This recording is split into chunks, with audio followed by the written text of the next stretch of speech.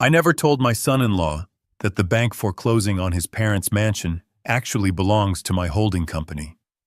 To him, I was just Harrison the broke mechanic driving a rusted Ford F150.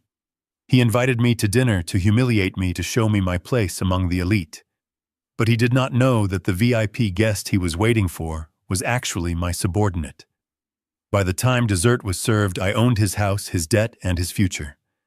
Before I tell you how I destroyed their ego, let me know where you are watching from in the comments below. Hit like and subscribe if you think family respect should be earned, not bought. The gravel crunched loudly under the tires of my 2005 Ford F150 as I turned into the driveway of the sprawling estate in Greenwich, Connecticut. The truck was a beast of burden, much like myself. It had 300,000 miles on the odometer, and the muffler had developed a cough that sounded like a gunshot every time I took my foot off the gas pedal. In any other neighborhood, this truck would be seen as a reliable tool of the trade.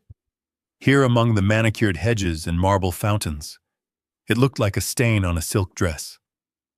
I checked my reflection in the rearview mirror. My face was lined with 70 years of sun and hard labor. I wore my favorite Carhartt jacket, the canvas faded to a pale beige at the elbows, and a simple plaid shirt buttoned to the collar. I did not look like the founder of Bennett Logistics. I did not look like a man who signed checks that could buy this entire neighborhood.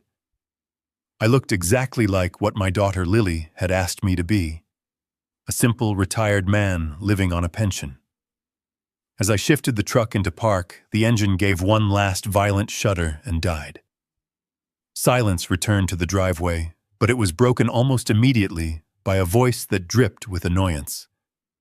"Hey you, move that pile of scrap metal." I looked out the window. A man in his 60s was striding toward me. He was wearing a navy blue suit that shimmered a little too much under the porch lights. His shoes were patent leather, and his face was an unnatural shade of orange that spoke of too many hours in a tanning bed. This was Preston Sterling, the father of my son-in-law Brandon. I opened the heavy door of my truck and stepped out. My work boots hit the pavement with a heavy thud. Before I could even open my mouth to introduce myself, Preston reached into his pocket and pulled out a key fob. With a flick of his wrist, he tossed it at me. "Here, take the Porsche to the overflow lot around the back, and be careful. That car costs more than your entire life earnings." The keys sailed through the air. I did not raise my hand to catch them. I simply stood there, my hands deep in my jacket pockets, watching as the shiny fob hit the center of my chest and fell into the dirt with a pathetic clinking sound. Preston stopped. His jaw dropped slightly, his eyes widening in disbelief.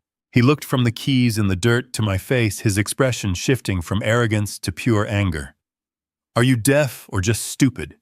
I said move your truck and park my car. We have a VIP guest arriving in 10 minutes, and I do not want this eyesore blocking the entrance." I looked down at the keys near my boots, then back up at him. I kept my voice calm, the same level tone I used when negotiating multi-million-dollar contracts with union leaders. "I am not the valet." Preston blinked. He took a step closer, squinting at me as if trying to decipher a foreign language. "Then who the hell are you?" "The gardener. Did you come to fix the sprinklers? Use the service entrance on the side." I took a deep breath. I could smell the cheap cologne radiating off him, a scent trying too hard to mask the smell of desperation. I knew his type. I had fired dozens of men like him over the years, men who spent more time polishing their image than doing the work. "I am Harrison Bennett," I said quietly. "I am Lily's father." The silence that followed was heavy. Preston did not look embarrassed. He did not apologize. Instead, a slow, sneering smile spread across his face. He looked me up and down, taking in the frayed cuffs of my jacket and the oil stains on my boots. He let out a short, barking laugh. "Oh, I see. You are the mechanic." He said the word mechanic like it was a disease. He turned his head toward the house and shouted, "Brandon, your father-in-law is here." He parked his junk heap right in front of the fountain. He turned back to me, shaking his head with exaggerated pity. My son told me you were a simple man, Harrison. I just did not realize you were this destitute. Look at this truck. It is leaking oil on my cobblestones. Do you have any idea how much it costs to clean imported stone? I looked at the ground. There was indeed a small drop of oil, but I also looked at the cobblestones. My experience in logistics included building warehouses and paving miles of industrial lots. I knew stone. These were not imported. They were stamped concrete made to look like stone. Cheap. Just like the man standing in front of me. I decided not to point that out. Not yet. I am just here to see my daughter, I said. Preston waved his hand dismissively. Yes, yes. Just move the truck. Park it on the street outside the gate. I cannot have Mr. Jameson seeing this wreckage when he arrives. He is a man of significant importance. A captain of industry. Not exactly company you are used to keeping, I assume. Jameson. The name almost made me smile. Jameson was my chief operating officer. He was coming here on my orders to collect a debt, but Preston clearly thought he was coming to invest in some fantasy business venture. I was about to climb back into my truck to move it simply to avoid a scene when the front door of the mansion flew open. Dad. It was Lily. My little girl. She was wearing a dress that looked new and expensive, and her hair was done up in a complex twist. She looked beautiful, but her face was pale. She hurried down the steps, her high heels clicking rapidly on the concrete. For a second, I thought she was running to hug me. I braced myself ready to catch her just like I did when she was 5 years old and scraped her knee. But she stopped 3 feet away. Her eyes darted to the neighbor's house, then to the street, then back to my truck. She did not look happy. She looked terrified. Dad, what are you doing? She hissed, her voice a harsh whisper. Why did you bring the truck? I looked at her confused. It is my vehicle, Lily. It is how I get around. She grabbed my arm not affectionately, but with a frantic grip. She pulled me slightly to the side away from Preston, who was watching us with amusement. I told you to rent a sedan, or take an Uber. Look at this thing, Dad. It is embarrassing. Brandon's parents are watching. The neighbors are watching. I felt a cold knot form in my stomach. This was the girl I had worked 18-hour days for. This was the girl whose college tuition I paid for in full, so she would never have to take a student loan.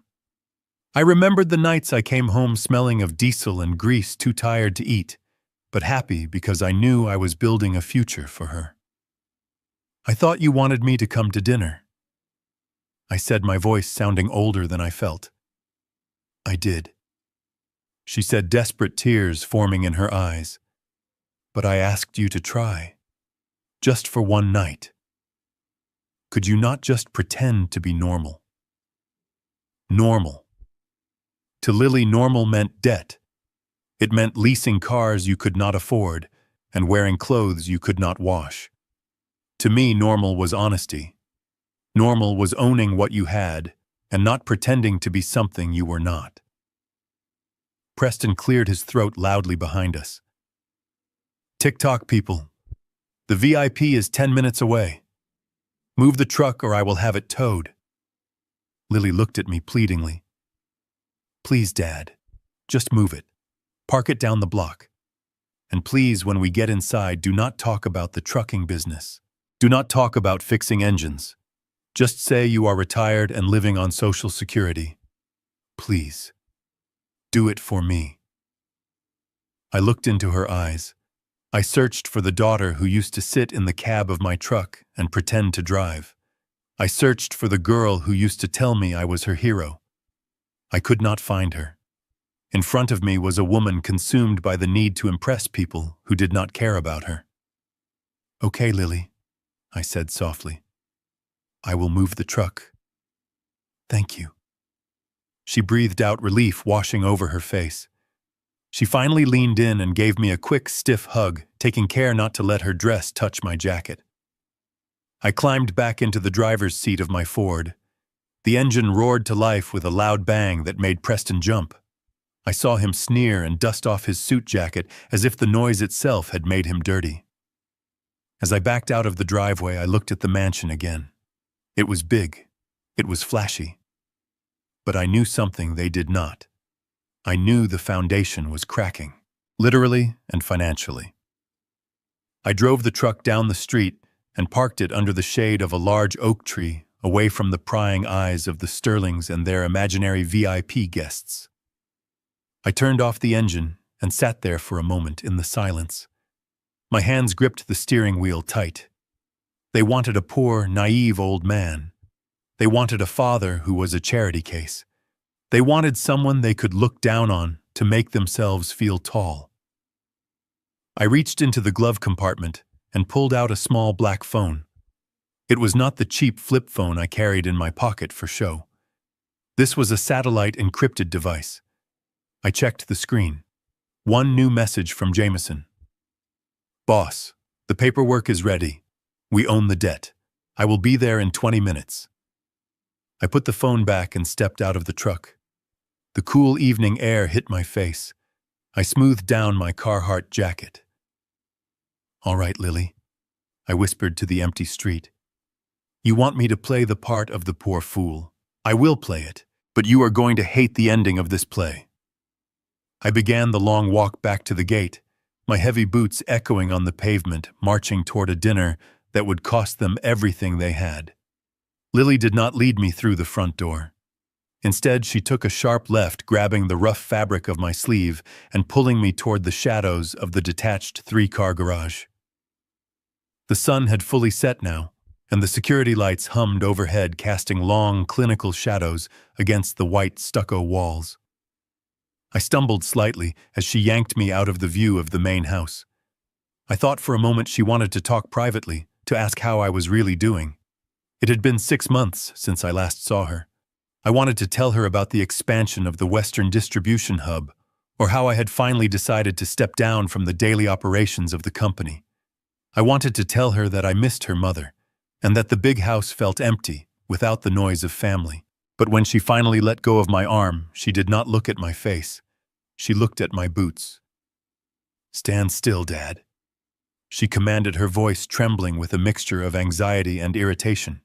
She reached out and began brushing invisible dust off the shoulder of my jacket. Her hands were frantic.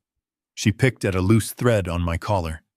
She smoothed down the front of my plaid shirt, as if she could somehow iron out the working-class reality of my appearance with her manicured fingernails. "Lily," I said softly, trying to catch her eye. "I am fine. The clothes are clean. I washed them this morning." She finally looked up, and what I saw in her eyes broke my heart more than any business failure ever could. It was shame. Pure, unadulterated shame. "It is not about being clean, Dad," she hissed, keeping her voice low so the guests inside would not hear. "It is about fitting in. You know how Brandon parents are. They are particular. They value presentation." I looked at her. My little girl. I remembered the day she was born. I was driving a delivery route in Ohio when I got the call. I drove 10 hours straight back to the hospital. I walked in smelling of diesel and sweat, and when I held her, she did not care about presentation. She just held my finger. Now she was afraid to touch me. "What do you want me to do, Lily?" I asked. "Do you want me to leave?" "No," she said quickly, shaking her head. "No, you cannot leave. That would be rude. But please, just listen to me. Tonight is important. Brandon is trying to close a deal with his father. They are talking about millions of dollars, Dad." Millions. I suppressed a scoff. I knew exactly how much money Preston Sterling had because I had read his credit report 20 minutes ago. The man was drowning in debt. But Lily did not know that. She was blinded by the illusion of wealth. "So what is the plan?" I asked, my voice flat. She took a deep breath, wringing her hands together. Please just do not talk about the trucks. Do not tell stories about the diners you eat at or the tires you change. If they ask you about your career, just keep it vague." "Vague," I repeated. "Yes," she said, her eyes pleading. "Actually, maybe it is better if you just say you are retired. Tell them you live on a small, fixed income. Tell them you are on government assistance, Social Security. Maybe even say you need a little help with medical bills." I felt a coldness spread through my chest. It was a physical sensation, like ice water being poured into my veins. "You want me to tell them I am a beggar?" I asked slowly. "I want you to lower their expectations." She said, desperate now. "If they think you have nothing, they will not judge you for looking like this. They will just pity you. And pity is better than judgment, Dad. Please, just swallow your pride for 3 hours. Do it for me." I looked down at my hands. They were large hands, calloused and scarred from years of manual labor before I moved to the boardroom. These hands had repaired engines in freezing rain. These hands had gripped steering wheels for 20 hours straight to make a delivery deadline. And these hands had written the check for her college tuition. I remembered that day vividly. She had been accepted to a prestigious private university on the East Coast. The tuition was $50,000 a semester. I sat at the kitchen table with my checkbook. My wife was worried about the cost, but I told her not to worry. I wrote that check with pride. I wrote check after check for 4 years. Hundreds of thousands of dollars so she could have a degree, so she could walk in worlds I was never invited to. I never told her how hard I worked to cover those checks. I never told her about the contracts I fought for, or the competitors I crushed to ensure her future. I let her think it was easy. I let her think money just appeared. And now, because I had shielded her from the struggle, she was ashamed of the source. She wanted me to play the role of a failure because she could not accept that her father was a success on his own terms. "Okay, Lily," I said finally, my voice barely a whisper. "I will do it. I will be the poor old man on Social Security." She let out a breath she had been holding, and her shoulders sagged with relief. "Thank you, Dad," she said. "You have no idea how much this means to me. Brandon is under so much pressure. We just need tonight to go smoothly." She reached out to hug me again, but stopped herself. Instead, she patted my arm awkwardly. "Just try not to eat too fast," she added, "and use the napkin. Victoria hates it when people wipe their mouths with their hands." Before I could respond, the side door of the garage opened. Light spilled out onto the driveway, illuminating us like deer in headlights. Brandon stepped out. My son-in-law looked every bit the part of a man trying to convince the world he was important. He was wearing a suit that was cut too slim for his frame and a watch that was too big for his wrist.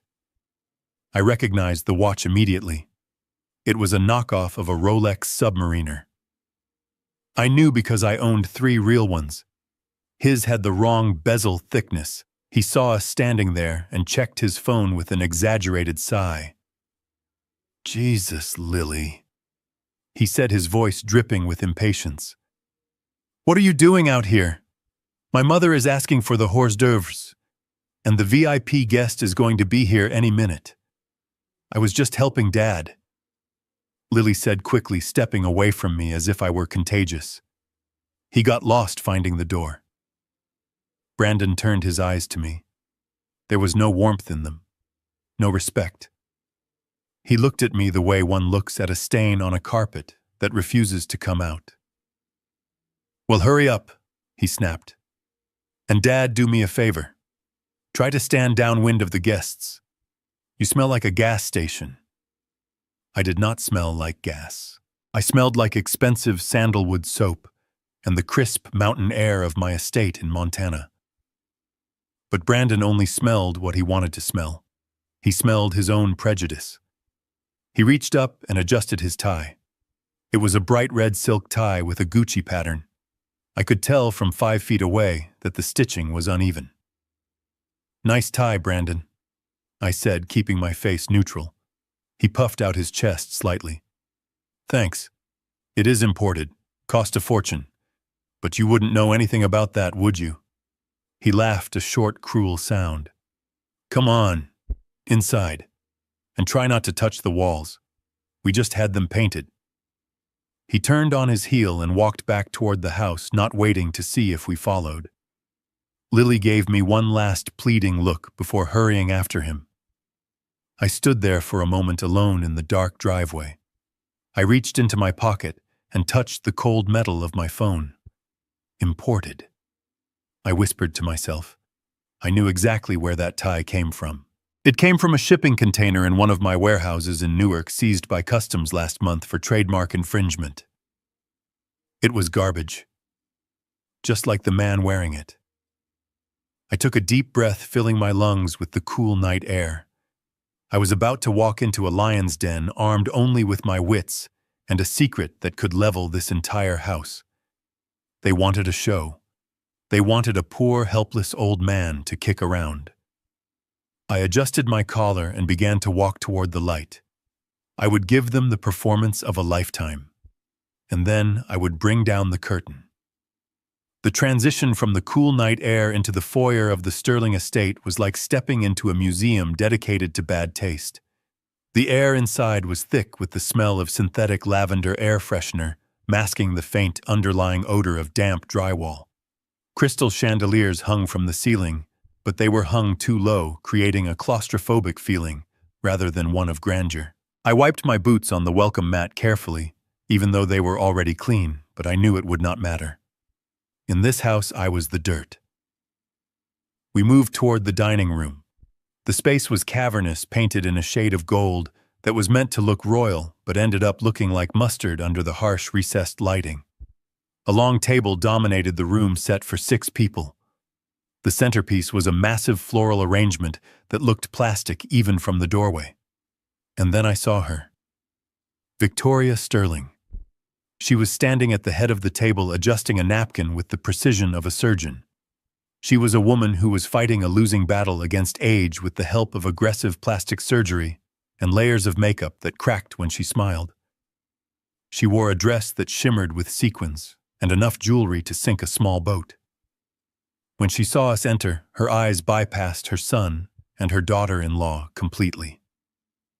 They landed directly on my feet. Her smile vanished. Her lips thinned into a straight line of pure disgust. She did not say hello. She did not welcome me to her home. She simply pointed a manicured finger at my boots. Oh my God! Look at the floor! She let out a gasp that was theatrical enough to win an award. She rushed forward, stopping 5 feet away, as if afraid that the poverty radiating off me might stain her dress. Brandon, I told you to make him take those things off. We have Italian marble in here. Do you know how porous marble is? If he tracks oil or mud in here, it will never come out. I looked down at the floor. It was not Italian marble. It was high-gloss ceramic tile printed with a marble pattern. I had transported tons of this material for budget hotel renovations. It was durable, cheap, and about as porous as a plastic cup. But I said nothing. I just stood there, letting her perform her outrage. Mom, he wiped his feet. Lily said, her voice small and trembling. It is fine. It is not fine. Victoria snapped, her eyes blazing. She turned her head toward the kitchen door and screamed. Maria! Maria, get in here right now! A small, nervous woman in a maid uniform hurried out of the kitchen, wiping her hands on her apron. She looked tired. I recognized the look of an employee who was overworked and underpaid. Yes, Mrs. Sterling, Maria said, keeping her head bowed.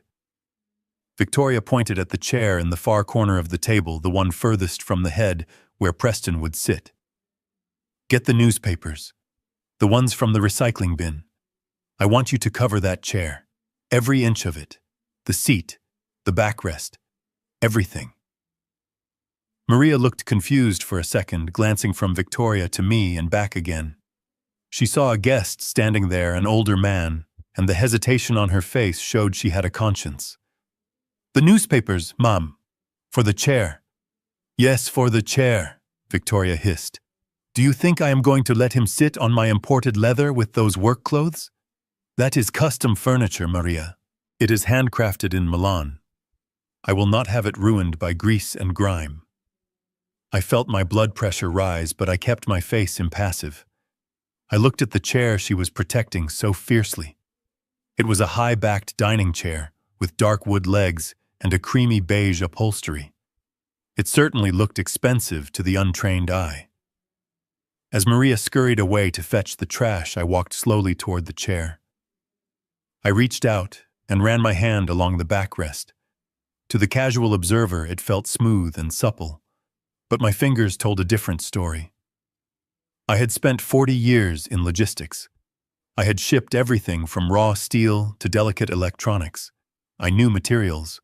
Real Italian leather has a distinctive grain, a warmth that responds to human touch. It breathes. It has imperfections that prove its authenticity. This material was cold. It was lifeless. It was perfectly uniform because it was synthetic. I pressed my thumb into the cushion. It did not wrinkle like skin. It bounced back with a rubbery resistance. This was bonded leather. A slurry of leather scraps and polyurethane sprayed over a fabric backing. And the frame underneath was not solid oak or mahogany. I could tell by the weight and the hollow sound it made when my boot grazed the leg. It was compressed wood pulp. I knew this chair intimately. In fact, I knew exactly where it came from. My company, Bennett Logistics, had secured a massive contract last year to handle the shipping for a discount furniture manufacturer based in Shenzhen. We had moved 50,000 units of this exact model to a chain of budget home stores across the Midwest. The wholesale price on the manifest was $48.50 per unit. Victoria probably paid $500 for it, believing the lie on the price tag, just like she believed the lie of her own importance. She was protecting a $50 fake with the ferocity of a museum curator protecting a Picasso. Maria returned with a stack of old newspapers. Her hands were shaking slightly as she approached me. She whispered a quiet apology that only I could hear as she began to lay the papers over the beige upholstery. She covered the seat. She draped the sports section over the back. She even put a coupon circular on the floor under the table for my feet. It was a spectacle of humiliation. I stood there and watched as my seat was prepared like a crate for a dirty dog. Lily had turned away, pretending to admire a painting on the wall, to hide her tears. Brandon was checking his reflection in the china cabinet, ignoring the scene entirely. "There," Victoria said, clapping her hands together as if she had just solved a global crisis. "That should protect the investment." "You can sit now, Mr. Harrison." She gestured to the newspaper-covered chair with a benevolent smile, as if she were doing me a favor. I stepped forward. The newspapers crinkled loudly as I sat down. The sound was sharp and jarring in the quiet room. Crunch, crinkle, snap. Every movement I made created a cacophony of noise, drawing attention to my presence, drawing attention to my status as the outsider. I settled into the chair. The fake leather beneath the paper felt hard and unforgiving. I rested my arms on the table, being careful not to let my sleeves touch the tablecloth. Victoria took her seat at the opposite end of the table. She smoothed her dress and looked at me with a tilt of her head, a look of faux sympathy plastered across her face. "You must forgive me for being so particular," she said, her voice dripping with artificial sweetness. "We just value quality in this house. We work very hard to surround ourselves with the finer things." She paused, waiting for me to acknowledge her superiority. When I just stared back at her, she continued, her smile widening into a smirk. "Besides, I am sure you are more comfortable this way. I imagine you are not used to sitting on such delicate furniture. Someone in your line of work probably feels more at home on a plastic folding chair, or perhaps a straw mat on the floor. Am I right?" She laughed, a tinkling sound that grated on my nerves like metal on glass. Brandon joined in, chuckling as he poured himself a glass of water. "Yeah, Dad is not big on luxury, Mom," Brandon said. "He thinks a recliner from the thrift store is high class." I sat there on my throne of garbage, listening to the crinkle of the newsprint beneath me. I looked at the woman who thought she was a queen. I looked at the son-in-law who thought he was a prince. And I looked at the cheap factory-made chair that they worshipped as a throne. They were drowning in debt, borrowing money to buy trash that looked like treasure, while mocking the man who could buy their entire reality with the change in his pocket. "It is fine, Victoria," I said, my voice steady and calm. "I understand completely. You have to protect what you own, especially when it is so fragile." I ran my finger along the edge of the table. It was veneer, not solid wood. Just another layer of fake on top of fake. "I am very comfortable," I added. Victoria beamed, satisfied that she had put me in my place. She picked up a small silver bell and rang it. "Good. Now that we are all settled, let us have some wine. Brandon, bring out the reserve, the bottle we have been saving for the investor. Let us give Mr. Harrison a taste of what real success tastes like." As Brandon moved to the sideboard to get the wine, I shifted in my seat. The newspaper beneath me shifted, revealing a headline from the business section near my thigh. It was an article about the rising cost of bankruptcy filings in the state of Connecticut. I suppressed a smile.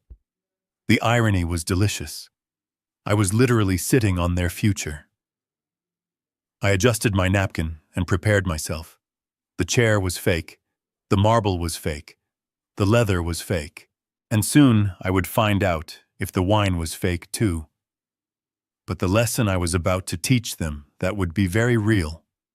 The silence in the dining room was only broken by the sound of Preston clearing his throat, a sound that demanded attention like a gavel in a courtroom. He walked over to the mahogany sideboard, which was actually particle board, with a veneer finish, and picked up a bottle of wine that had been sitting there like a sacred relic. He held it by the neck, cradling the base with his other hand, presenting it to the room as if he were holding the Holy Grail. "Gentlemen and ladies," Preston announced, his voice booming with self-importance. "Tonight is a celebration of new beginnings, so I decided to open something truly special from my private cellar. This is a Chateau Lafite Rothschild, 1982. He paused for effect, waiting for the gasps of admiration. Brandon let out a low whistle of appreciation, shaking his head in disbelief. "No way, Dad," Brandon said, eyes wide. "Eyes. That bottle is worth like $3,000. Are you serious? We are going to drink that tonight." Preston smiled, a benevolent grin that did not reach his cold eyes. He walked around the table, holding the bottle out so everyone could see the label. It looked old. The paper was yellowed and slightly peeling at the corners, and there was a layer of dust on the glass that looked suspiciously uniform, like it had been applied with a spray can. "For the right occasion, nothing is too expensive," Preston said. "And with the deal we are about to close tonight, I think we deserve the best." He produced a corkscrew and began the ritual of opening the bottle. He made a show of cutting the foil, twisting the screw, and pulling the cork with a dramatic pop. He sniffed the cork, closing his eyes and letting out a moan of pleasure that made me want to gag. "Exquisite," he whispered. "Simply exquisite. The tannins have matured perfectly." He moved around the table, pouring the dark red liquid into the large crystal goblets. First for Victoria, who held her glass out with a trembling hand, as if receiving a sacrament. Then for Lily, who looked terrified that she might spill a drop on the tablecloth. Then he poured a generous amount for Brandon, and finally he filled his own glass. He stopped when he reached my corner of the table. He looked at my empty glass, then at the bottle, then at me. A look of mock consideration crossed his face. "Oh, Harrison, I almost forgot." He set the wine bottle down on the table with a heavy thud and reached for a glass pitcher of water that was sitting near the centerpiece. I know a man of your simple tastes might find a vintage like this a bit overwhelming. It is very complex, very dry. It is not like that sweet boxed wine or the cheap beer you are probably used to drinking after a shift at the garage. He poured water into my glass. It was lukewarm. I could see the condensation on the pitcher was gone. Besides, he continued, his voice dripping with condescension, it would be a sin to waste a $3,000 bottle on a palate that cannot distinguish between a Bordeaux and grape juice. You understand, right? We do not want to cast pearls before swine, as the saying goes. I looked at the water in my glass. Then I looked at the ruby-red liquid in Brandon's glass, sitting just inches away from my hand.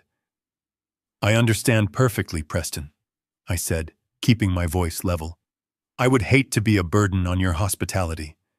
Preston smirked and raised his glass for a toast. To prosperity, he said, and to those who have the vision to seize it. They all clinked glasses.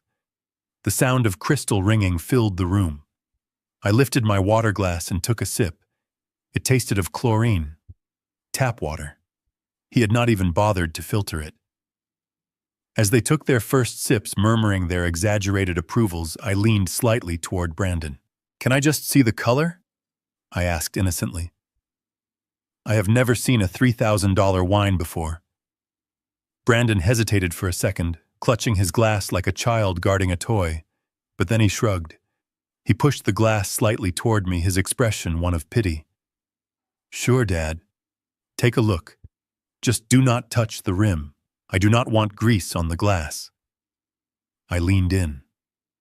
I did not need to touch it. I just needed to be close enough for my olfactory senses to take over. I had spent 40 years entertaining clients in the finest restaurants in New York, Paris, and Tokyo. I had shared bottles of real Rothschild with heads of state. I knew the smell of old money. I inhaled deeply. The first thing that hit me was the smell of sulfur.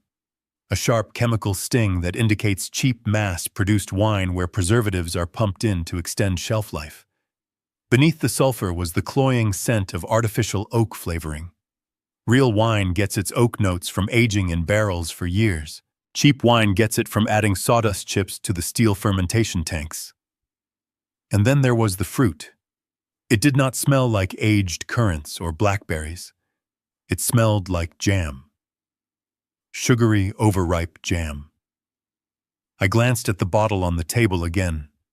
From this angle, I could see the back label. The font was slightly blurry. A high-quality printer would never leave blurry edges. And the dust on the bottle was gray, not the brownish dust of a cellar. It was vacuum cleaner dust stuck on with hairspray. This was not a 1982 Rothschild. This was a $12 bottle of generic red blend, probably bought at a gas station or a bulk discount store, decanted into an old bottle and sealed with a fake cork. It was the beverage equivalent of Preston himself. Flashy on the outside, rotten on the inside. I looked up to see Preston watching me closely, waiting for me to look jealous, waiting for me to look defeated. I decided to give him what he wanted. I pulled back from the glass and shook my head, my eyes wide with feigned wonder. Wow, I whispered. Preston leaned forward, eager for the praise. What is it, Harrison? What do you smell? I smell money, I said, letting a tone of awe creep into my voice. It smells thick, like it has been waiting a long time. I have never smelled anything like that in my life. Which was technically true. I had never smelled anything that awful passed off as something that expensive. Preston leaned back in his chair, satisfied. He took another large gulp of the swill, swishing it around in his mouth and swallowing with a loud gulp. Exactly, he said, wiping his lips with a linen napkin. That is the smell of sophistication, Harrison. It is a world you can only observe from the outside. But do not feel bad. Not everyone is cut out for the finer things. Some people are meant to drive the trucks, and some people are meant to own the cargo. It is just the natural order of things. He set his glass down, and the playful mockery in his eyes suddenly vanished, replaced by a sharp, predatory glint. The theater of the wine was over. The appetizer of humiliation had been served. Now it was time for the main course. He clasped his hands together on the table and looked directly at me, ignoring Lily and Victoria. "Speaking of the natural order, Harrison, we should probably discuss why we really invited you here tonight. We are family after all, and family helps each other, especially when there is a massive opportunity on the table." I saw Brandon straighten up in his chair. This was the rehearsed part. This was the moment they had been building up to. I took another sip of my chlorine water and set the glass down carefully on the newspaper. "I am listening," I said. Preston smiled, but this time it was not a smile of vanity. It was the smile of a shark that had just smelled blood in the water. He thought he was the shark. He did not know he was swimming with a leviathan. "Good," he said, "because what I am about to propose is going to change your daughter's life. And yours too, if you are smart enough to listen." The lights in the dining room dimmed automatically, controlled by a smart home system that probably cost more than Brandon made in a year. A portable projector screen had been set up in front of the bay window, blocking the view of the garden, and suddenly the room was bathed in a harsh blue light. Brandon stood next to the screen holding a small remote control, clicking it, with the authority of a general commanding an army. But he was not a general, he was a boy playing dress-up. A logo flashed onto the screen. It was a green leaf intertwined with a dollar sign. The words Green Horizon Eco Resorts appeared beneath it in a font that tried too hard to look modern. Brandon cleared his throat and began to pace back and forth, his hands moving in practiced gestures that he had likely learned from watching motivational speakers on YouTube. "The future of real estate is not in ownership," he declared, his voice rising. "It is in experiences. We are building a fully sustainable off-grid luxury retreat for the digital nomad generation. Solar power, hydroponic gardens, cryptocurrency integration for all payments. It is not just a resort, it is a revolution." I sat there in the dark, sipping my tap water and watching the slide deck. To the untrained eye, it looked impressive.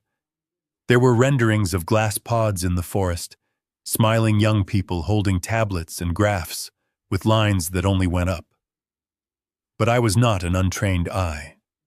I had built a logistics empire from a single truck.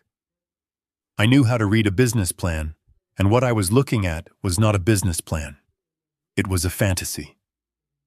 I looked at the revenue model slide. It was nonsense. They projected 90% occupancy in the first month with zero marketing budget. They listed projected income based on tokenized assets that did not even exist yet. There was no line item for insurance, no line item for maintenance, no line item for regulatory compliance. It was a classic Ponzi structure wrapped in greenwashing buzzwords meant to trap investors who cared more about feeling virtuous than making a profit. Preston was nodding along vigorously, his face illuminated by the blue light of the screen. "Brilliant, son, simply brilliant," he murmured. "The synergy is undeniable." Brandon clicked to the next slide. It showed a pie chart with a large slice missing. "We have already secured 80% of the seed capital from private equity firms in Silicon Valley."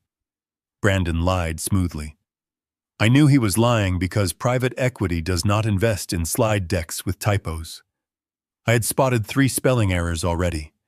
We just need one final partner to close the round. We need someone who understands the value of land, someone who wants to leave a legacy. The room went silent. The projector hummed loudly in the quiet. Brandon turned slowly to face me. The predatory glint was back in his eyes, but he masked it with a smile that was supposed to be warm and inviting. "Dad," he said, stepping closer to the table, "we want to give you this opportunity. We know you do not have cash savings. We know things have been tight for you since you retired. But you have something else. You have equity." I put my glass down on the newspaper-covered table. I knew exactly where this was going. Equity. I repeated, playing the part of the confused old man. Yes, Brandon said, leaning in. That old cabin of yours, the one up by the lake, and the 10 acres of woods surrounding it. I felt a muscle in my jaw tighten. That cabin was not just an old building. It was where I had taken my late wife for our honeymoon 50 years ago because we could not afford a hotel. It was where I sat on the porch and watched the sunrise when the noise of the business world became too loud. And the land. The land was even more precious. For the past 2 years, I had been quietly working with the county zoning board. I had spent thousands on environmental impact studies and architectural plans. I was not going to sell it. I was going to build the Bennett Home for Children, a sanctuary for orphans and foster kids who had nowhere else to go. The land was currently valued at $2 million because of the commercial rezoning approval I had just received last week. An approval that was sitting in a safe in my office. But to Brandon and Preston, it was just a rotting shack in the woods worth a couple of $100,000 at best. We checked the tax records, Dad. Brandon continued, oblivious to the fire burning inside me. The bank appraisal for the raw land is around $200,000. That is exactly the buy-in amount for the founder tier of our project. He clicked the remote again, showing a slide with a picture of a golden key. If you sign the deed over to us as collateral, we can get a loan against the land tomorrow. We put the money into Green Horizon, and in 3 months, when we launch the token sale, we pay off the loan and you get your deed back. Plus 5% of the company. You will be rich, Dad. You will never have to drive that old truck again. Preston chimed in, his voice oily and persuasive. It is a no-brainer, Harrison. The land is just sitting there doing nothing. It is a dead asset. Let the boys turn it into a gold mine. Think of it as your contribution to Lily Future. Do you not want your daughter to be the wife of a mogul? I looked at Lily. She was staring at her plate, her hands twisting a napkin into a tight knot. She knew how much I loved that cabin. She knew I had planned to retire there before I decided to turn it into an orphanage. But she said nothing. Her silence was a betrayal louder than any scream. I looked back at Brandon. He was waiting, his hand extended as if expecting me to shake it right then and there. Let me get this straight, I said slowly, keeping my voice steady.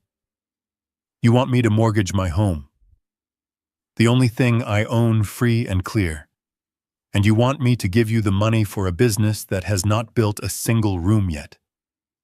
It is not a mortgage, Dad, it is leverage. Brandon corrected me, sounding annoyed that I was not jumping for joy. And we have not built yet because we are smart. We are lean. That is how modern business works. I leaned back in the creaking chair. And what if it fails? I asked. The air in the room seemed to freeze. Brandon blinked as if I had just spoken in a different language. What? He asked. What if the project fails? I said louder this time. What if nobody buys the tokens? What if the zoning board denies your permits for the glass pods? What if the crypto market crashes? If the business fails, the bank takes my land. I lose my home. I lose everything. What is the guarantee, Brandon? Brandon let out a sharp, exasperated breath. He looked at his father, then back at me, shaking his head with a look of pure disdain. Preston laughed, a harsh, mocking sound. Oh, Harrison, you really are a simpleton, aren't you? Brandon slammed the remote down on the table. The sound made Lily jump. This is exactly why you are poor, Dad. Brandon spat the words out. This is why you spent your whole life fixing other people's cars instead of owning the dealership. You are paralyzed by fear. You have a poverty mindset. He walked around the table, looming over me. Rich people do not ask what if it fails. They ask how big will it win. You are thinking about protecting a rotting piece of wood in the middle of nowhere while I am trying to build an empire. I am trying to help you. I am trying to pull you out of the mud, but you are too busy hugging the dirt to notice. He gestured to the screen where the $sign was still glowing. You think small, Harrison. That is your problem. You have always thought small. That is why you drive a truck. That is why you sit on newspapers. And that is why you are going to stay a loser unless you listen to people who are smarter than you. I looked up at him. I looked at his cheap suit. I looked at his desperate eyes. He was talking about being smart while trying to hustle a man who had forgotten more about business than he would ever learn. He called it a poverty mindset. I called it risk management. But I did not say that. I just looked at him with the wide, watery eyes of a scared old man. I just do not want to be homeless, Brandon. I said, my voice trembling slightly. Brandon rolled his eyes and looked at Lily. Talk to him, Lily. Explain it to him before I lose my patience. We need that deed signed tonight. The bank is expecting the paperwork first thing in the morning. He turned his back on me, walking over to pour himself another glass of the fake wine, confident that he had already won. He did not see the look on my face change. He did not see the calculation in my eyes. He wanted the deed. Fine. I would give him a piece of paper. But it would not be the paper he thought it was. And the lesson I was about to teach him would cost a lot more than $200,000. The room fell into a silence so heavy it felt like the air had been sucked out of the ventilation system. Brandon was breathing hard, his chest heaving slightly from his speech about synergy and crypto tokens. He stared at me, waiting for me to pull out a pen and sign away my life. But I just sat there. I kept my hands folded on the table, resting on the sports section of the newspaper Victoria had insisted on. My face was a mask of confusion and hesitation. I did not say no. I did not say yes. I just let the silence hang there. It is a negotiation tactic I learned 3 decades ago. When you want to see someone true colors, you just stop talking. Silence makes liars nervous.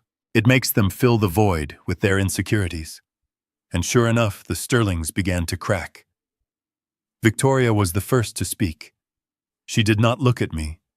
She turned her head slowly toward Lily, her diamond earrings catching the blue light from the projector screen. She picked up her wine glass, swirling the fake vintage liquid around, before taking a delicate sip. Oh dear. She sighed, a sound that was meant to convey disappointment, but sounded more like a hiss. I am confused, Lily. I thought you told us your father was a devoted family man. I thought you said he would do anything for you. Lily flinched as if her mother-in-law had thrown the wine in her face rather than just words. She looked up from her lap, her eyes wide and fearful. He is. Lily stammered. He is a good father. He loves me. Victoria set the glass down with a sharp click against the table. Does he really? She asked, her voice dripping with poison disguised as concern. Because from where I am sitting, it looks like he cares more about a dilapidated shack in the woods than he cares about your future. We are offering you a chance to enter high society, Lily, to be secure, to be respected. And your father is standing in the way because of what? Sentimental attachment to some firewood. Preston leaned in, sensing the opening. He decided to play the role of the disappointed patriarch.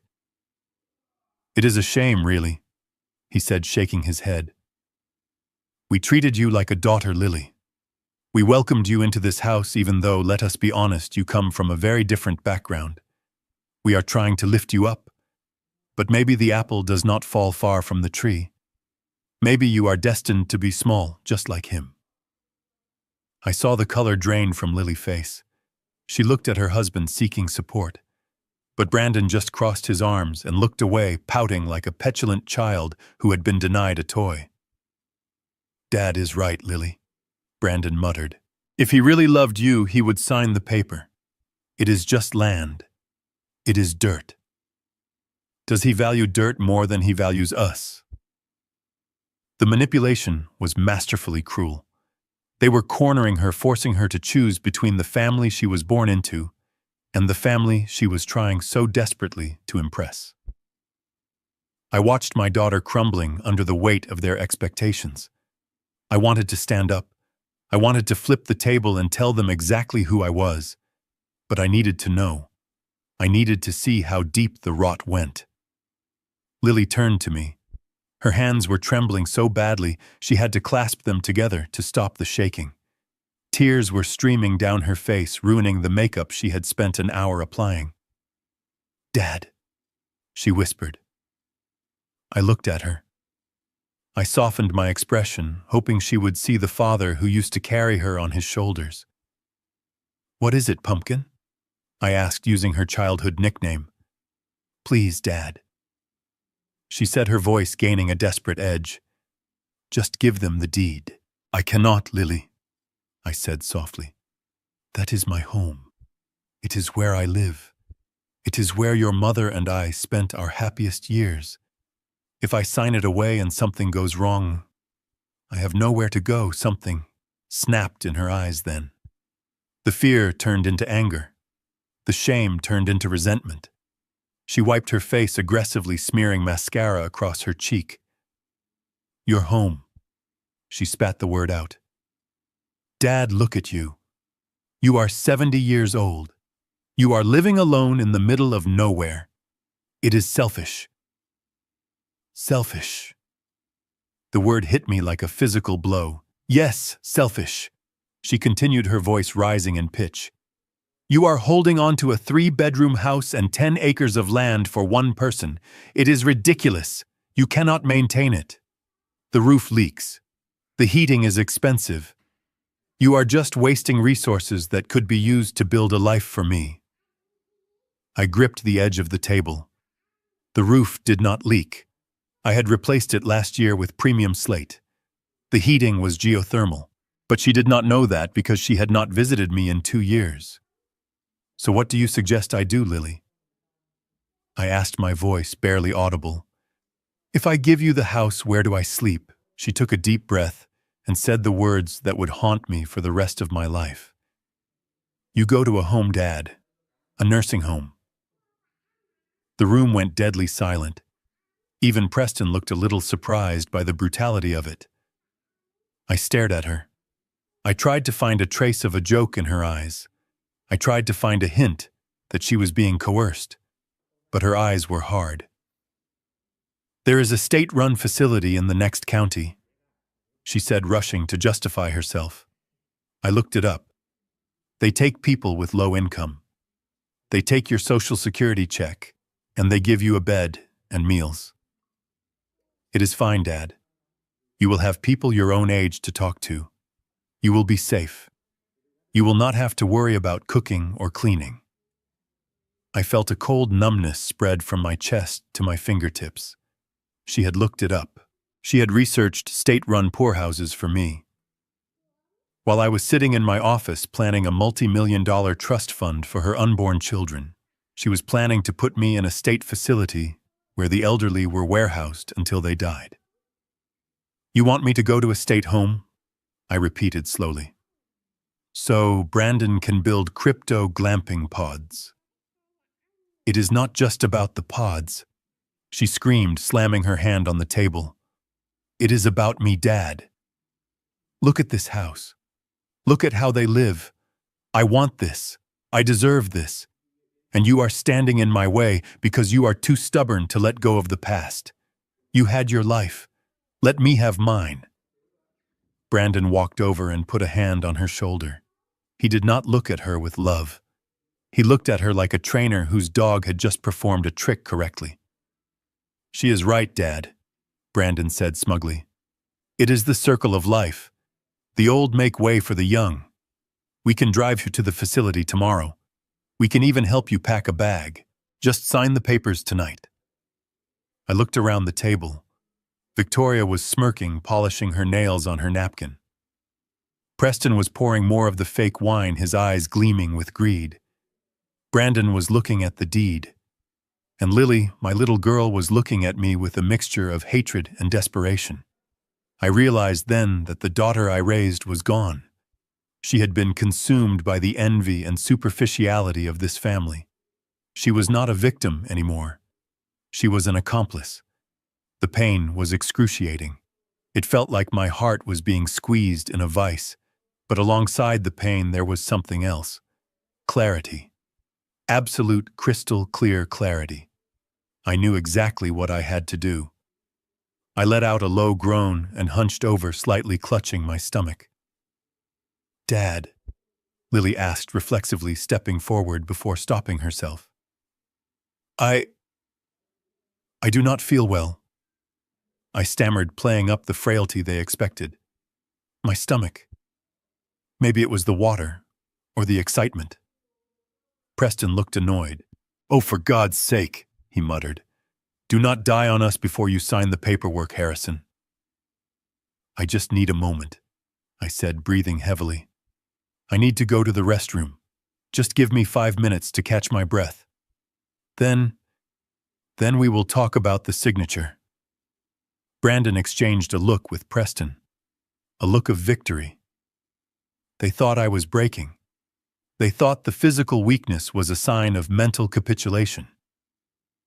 "Fine," Brandon said, waving his hand toward the hallway. "Go handle your business. But do not take too long. The bank portal closes at midnight." I pushed myself up from the creaking chair. The newspaper stuck to my pants for a second before fluttering to the floor. I did not pick it up. I walked slowly out of the dining room, dragging my feet like a defeated old man. I heard Victoria whisper loudly as I left, "Make sure he washes his hands before he touches the pen." I kept walking. I passed the fake marble columns. I passed the reproduction oil paintings. I entered the hallway and closed the bathroom door behind me. I locked it. I stood in front of the mirror. I looked at the old man in the work clothes. I saw the tears welling up in his eyes. I let them fall. I cried for 30 seconds. I cried for the little girl who used to hold my hand. I cried for the memory of the family I thought I had. Then I wiped my face with the rough paper towel. I straightened my spine. The sadness evaporated, leaving only a cold, hard resolve. I reached into my pocket and pulled out the satellite phone. The screen was glowing. It was time to end this charade. It was time to show them that the old mechanic they wanted to put in a poorhouse was the one holding the keys to their destruction. I dialed the number. "Jameson," I said, my voice steady and strong. "Execute the purchase and bring the eviction notice. I am done playing." I walked out of the dining room, clutching my stomach and keeping my head down. The performance of a frail old man with a weak constitution was easy to maintain, especially when the disgust I felt for the people at that table was making me physically nauseous. I heard the heavy thud of the dining room door closing behind me, muffling the sounds of their self-congratulatory chatter. Once I was in the hallway, the act dropped instantly. I straightened my back. My steps became silent and purposeful. The hallway was lined with portraits of Preston and Victoria posing in exotic locations. Paris, Dubai, the Amalfi Coast. I paused for a split second to look at the Paris photo. The lighting was wrong. The shadows on their faces did not match the direction of the sun behind the Eiffel Tower. It was a Photoshop job. A bad one. I reached the door to the guest powder room, which was the destination I had announced. But I did not go in. Instead, I looked further down the corridor to the heavy double doors made of dark walnut that led to Preston's private study. The door was slightly ajar. My gut instinct, the same instinct that had saved my company from bankruptcy in the recession of 2008, screamed at me. There was something in that room. The answers to the desperation I had seen in Brandon's eyes were not in the dining room. They were in the office. I looked around. The house was quiet, except for the distant hum of the refrigerator in the kitchen. I slipped past the bathroom and pushed the office door open just enough to slide through. The room smelled of stale cigar smoke and cheap cologne. It was furnished to look like the command center of a titan of industry. There was a massive desk that looked like a reproduction of the Resolute desk in the Oval Office. Behind it, shelves were lined with leather-bound books. I walked over to the shelves and pulled one book out at random. It was light, too light. I opened it. It was a hollow box. The spine was just cardboard. I put it back. Everything in this house was a prop. I moved to the desk. This was where the facade cracked. Unlike the pristine dining room, the desk was a chaotic disaster zone of paper. Piles of unopened mail were stacked like teetering towers. This was not the desk of a disorganized genius. This was the desk of a man who was afraid to open his mail.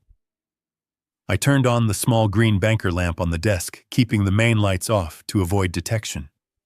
The pool of yellow light illuminated the top layer of the mess.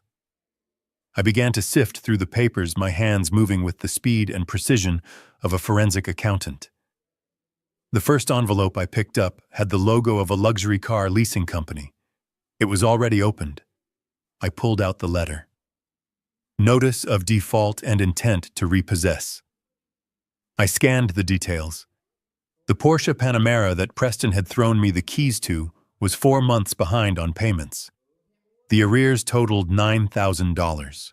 They had threatened to disable the ignition remotely if payment was not received by tomorrow. So that was why he wanted me to move the car. It wasn't about the VIP guest. He was afraid a repo man would spot it on the street. I placed the letter down and picked up another. This one was from the electric company. A final disconnect notice. They owed $3,000 in unpaid utility bills. I dug deeper into the pile, moving aside a stack of glossy brochures for the Green Horizon project. Buried underneath the fantasy was the cold, hard reality.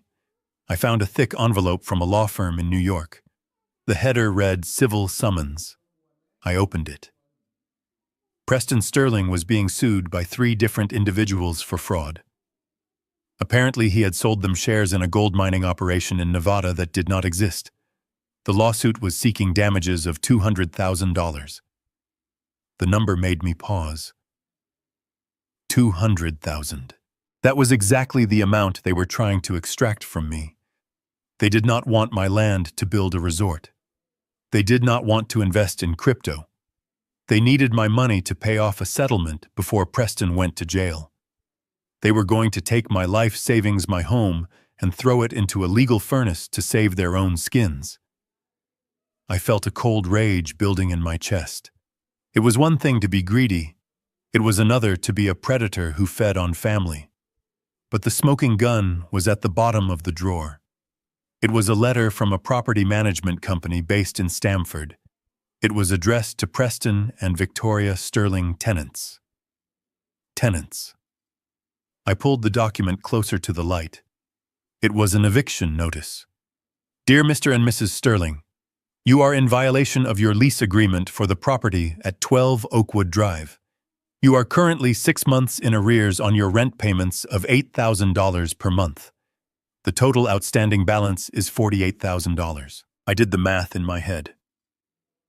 $48,000, plus the car, plus the utilities, plus the lawsuit. They were not just broke. They were destitute. They were living on borrowed time in a house they did not own, driving a car they did not own, drinking wine that was not real. I looked at the date on the eviction notice. They had been given 30 days to vacate. The 30 days expired tomorrow. The realization hit me with the force of a physical blow. Tonight was not just a dinner. It was a Hail Mary pass. If they did not get my signature on that deed tonight, they would be on the street in 24 hours. They were cornered rats, and cornered rats bite. I took out my phone and snapped photos of the documents. The eviction notice, the lawsuit, the car repo letter. I needed evidence. I needed to make sure that when I dropped the hammer, there would be no wiggle room. No way for them to spin a story to Lily. I was just focusing the camera on the car leasing agreement when I heard a sound that made me freeze. Footsteps. They were not the clicking heels of Lily or Victoria. These were heavy steps. The steps of a man. And they were coming from the hallway leading to the kitchen, which connected to the office through a side service door. I clicked the screen of my phone off, plunging the room back into semi-darkness, save for the small pool of light from the desk lamp. I reached out and switched the lamp off. The room went pitch black. The footsteps got closer. I could hear the heavy breathing of someone who was out of shape. I told you it would work. It was Preston's voice. He was talking to someone probably on a phone, or maybe Brandon was with him. The old man is soft. He is already feeling guilty about the daughter. We will get the signature tonight. Once we have the deed, we can flip the title to the loan shark by morning. I stood motionless, behind the heavy velvet curtains near the window. My heart was beating slow and steady. I was not afraid of being caught. I was afraid of killing him before I had the chance to ruin him legally. Yeah, I know, Preston continued. He thinks he is helping build a resort. Idiot. By the time he figures out the land is gone, we will be in Cancun. The door handle to the office jiggled. I held my breath. If he came in, he would see me, or at least sense that someone had been here. The smell of his cheap cigar smoke was now mixed with the adrenaline radiating off me. The handle turned. The door opened a crack, letting a slice of light from the hallway cut across the carpet. Honey, where is the other bottle of wine? It was Victoria calling from the dining room. Preston paused. He let go of the door handle. I am coming, he shouted back. I am just getting the cigars. He did not enter the room. He turned and walked back down the hall, his footsteps fading away. I let out a silent breath. Cancun. He thought he was going to Cancun. I stepped out from behind the curtain. I looked at the mess on the desk one last time. I slipped out of the office and back into the main hallway. I checked my watch. I had been gone 4 minutes. I walked toward the bathroom, not to hide, but to wash the invisible dirt of this house off my hands. As I looked in the mirror, I did not see a victim. I saw the executioner. I reached for my phone again. It was time to make the call that would turn their Cancun dream into a nightmare. I stood in the shadow of the doorframe, my back pressed against the cold plaster of the wall. The hallway was dark, but the light from underneath the swinging kitchen door cut a sharp yellow line across the floorboards. Inside the kitchen, the air of sophistication had completely evaporated. The polite murmurs of a dinner party were replaced by the rough, unguarded voices of 2 men who thought they had already gotten away with murder. I could hear the sound of a refrigerator door opening and the hiss of a beer can being cracked open. It was a cheap sound, the sound of victory for small men. I cannot believe he actually bought the stomach ache act, Preston said. His voice was no longer the cultured baritone he used at the table. It was high-pitched and rasping with adrenaline. He practically ran out of the room. He is probably in there right now hyperventilating about his retirement plan. I heard Brandon laugh. It was not the nervous laugh he used in front of his wife. It was a cruel, mocking sound that made my skin crawl. He is pathetic, Dad, Brandon said. Did you see his hands shaking? He is terrified of being homeless. The thought of sleeping in a shelter has him ready to sign anything. We could have asked for his truck too, and he would have given it to us just to keep a roof over his head. I tightened my grip on the doorframe. My knuckles turned white. They were celebrating my fear. They were toasting to the destruction of an old man's dignity. So what is the timeline? Brandon asked. The bank portal really does close at midnight, right? Preston scoffed. The sound of glass clinking against granite followed. Forget the bank portal, you idiot. There is no bank portal. We are not putting that land into the Green Horizon project. That project is a ghost ship. It is sinking. We need liquid cash, Brandon. We need untraceable funds. I leaned closer, my ear almost touching the wood. This was it. The pivot. As soon as the ink is dry on that deed. Preston continued, his voice dropping to a conspiratorial whisper. We call Alvarez. He has a buyer in Queens who pays cash for distressed assets. No questions asked. We sell the land tonight. I held my breath. Alvarez. I knew that name. In the logistics world, Alvarez was known as a bottom feeder, a man who bought stolen warehouses and laundered money through real estate. If they sold to him, the land would be tied up in criminal investigations for decades. My orphanage would never be built. How much? Brandon asked. 150,000, Preston said. I almost gasped. They were planning to sell a $2 million property for less than 10% of its value. They were going to burn down a forest to roast a marshmallow. It was not just greed. It was stupidity of the highest order. 150. Brandon repeated, sounding disappointed. That is it. I thought you said it was worth 200. It is a fire sale, son. Preston snapped. We do not have time to negotiate. We take the 150. We pay the 48,000 to the landlord so we do not get evicted tomorrow. We pay off the car. And the rest. The rest is our ticket out of here. Ticket to where? Mexico, Preston said. I have a friend in Cabo. We go down there for a few months. We lay low until the lawsuits in New York blow over. We live like kings on the exchange rate.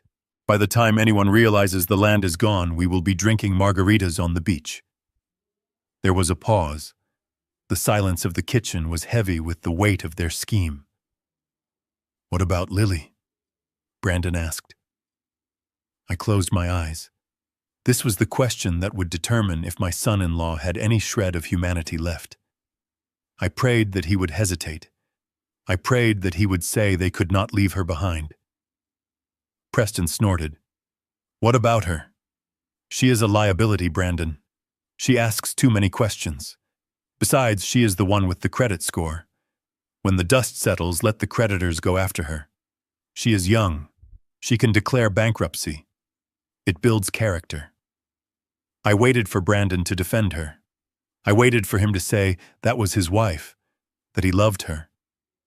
Instead, I heard the sound of him taking a long drink of beer. Yeah, Brandon said slowly. I guess you are right. She is kind of dead weight anyway. She has been nagging me about getting a real job for months. It is exhausting. She is stupid too, Preston added. Just like her father. She believes anything you tell her. Tell her I went to Europe for business. Tell her you are going to set up the Mexico branch of the company. She will wait here like a loyal dog while the house of cards falls on top of her.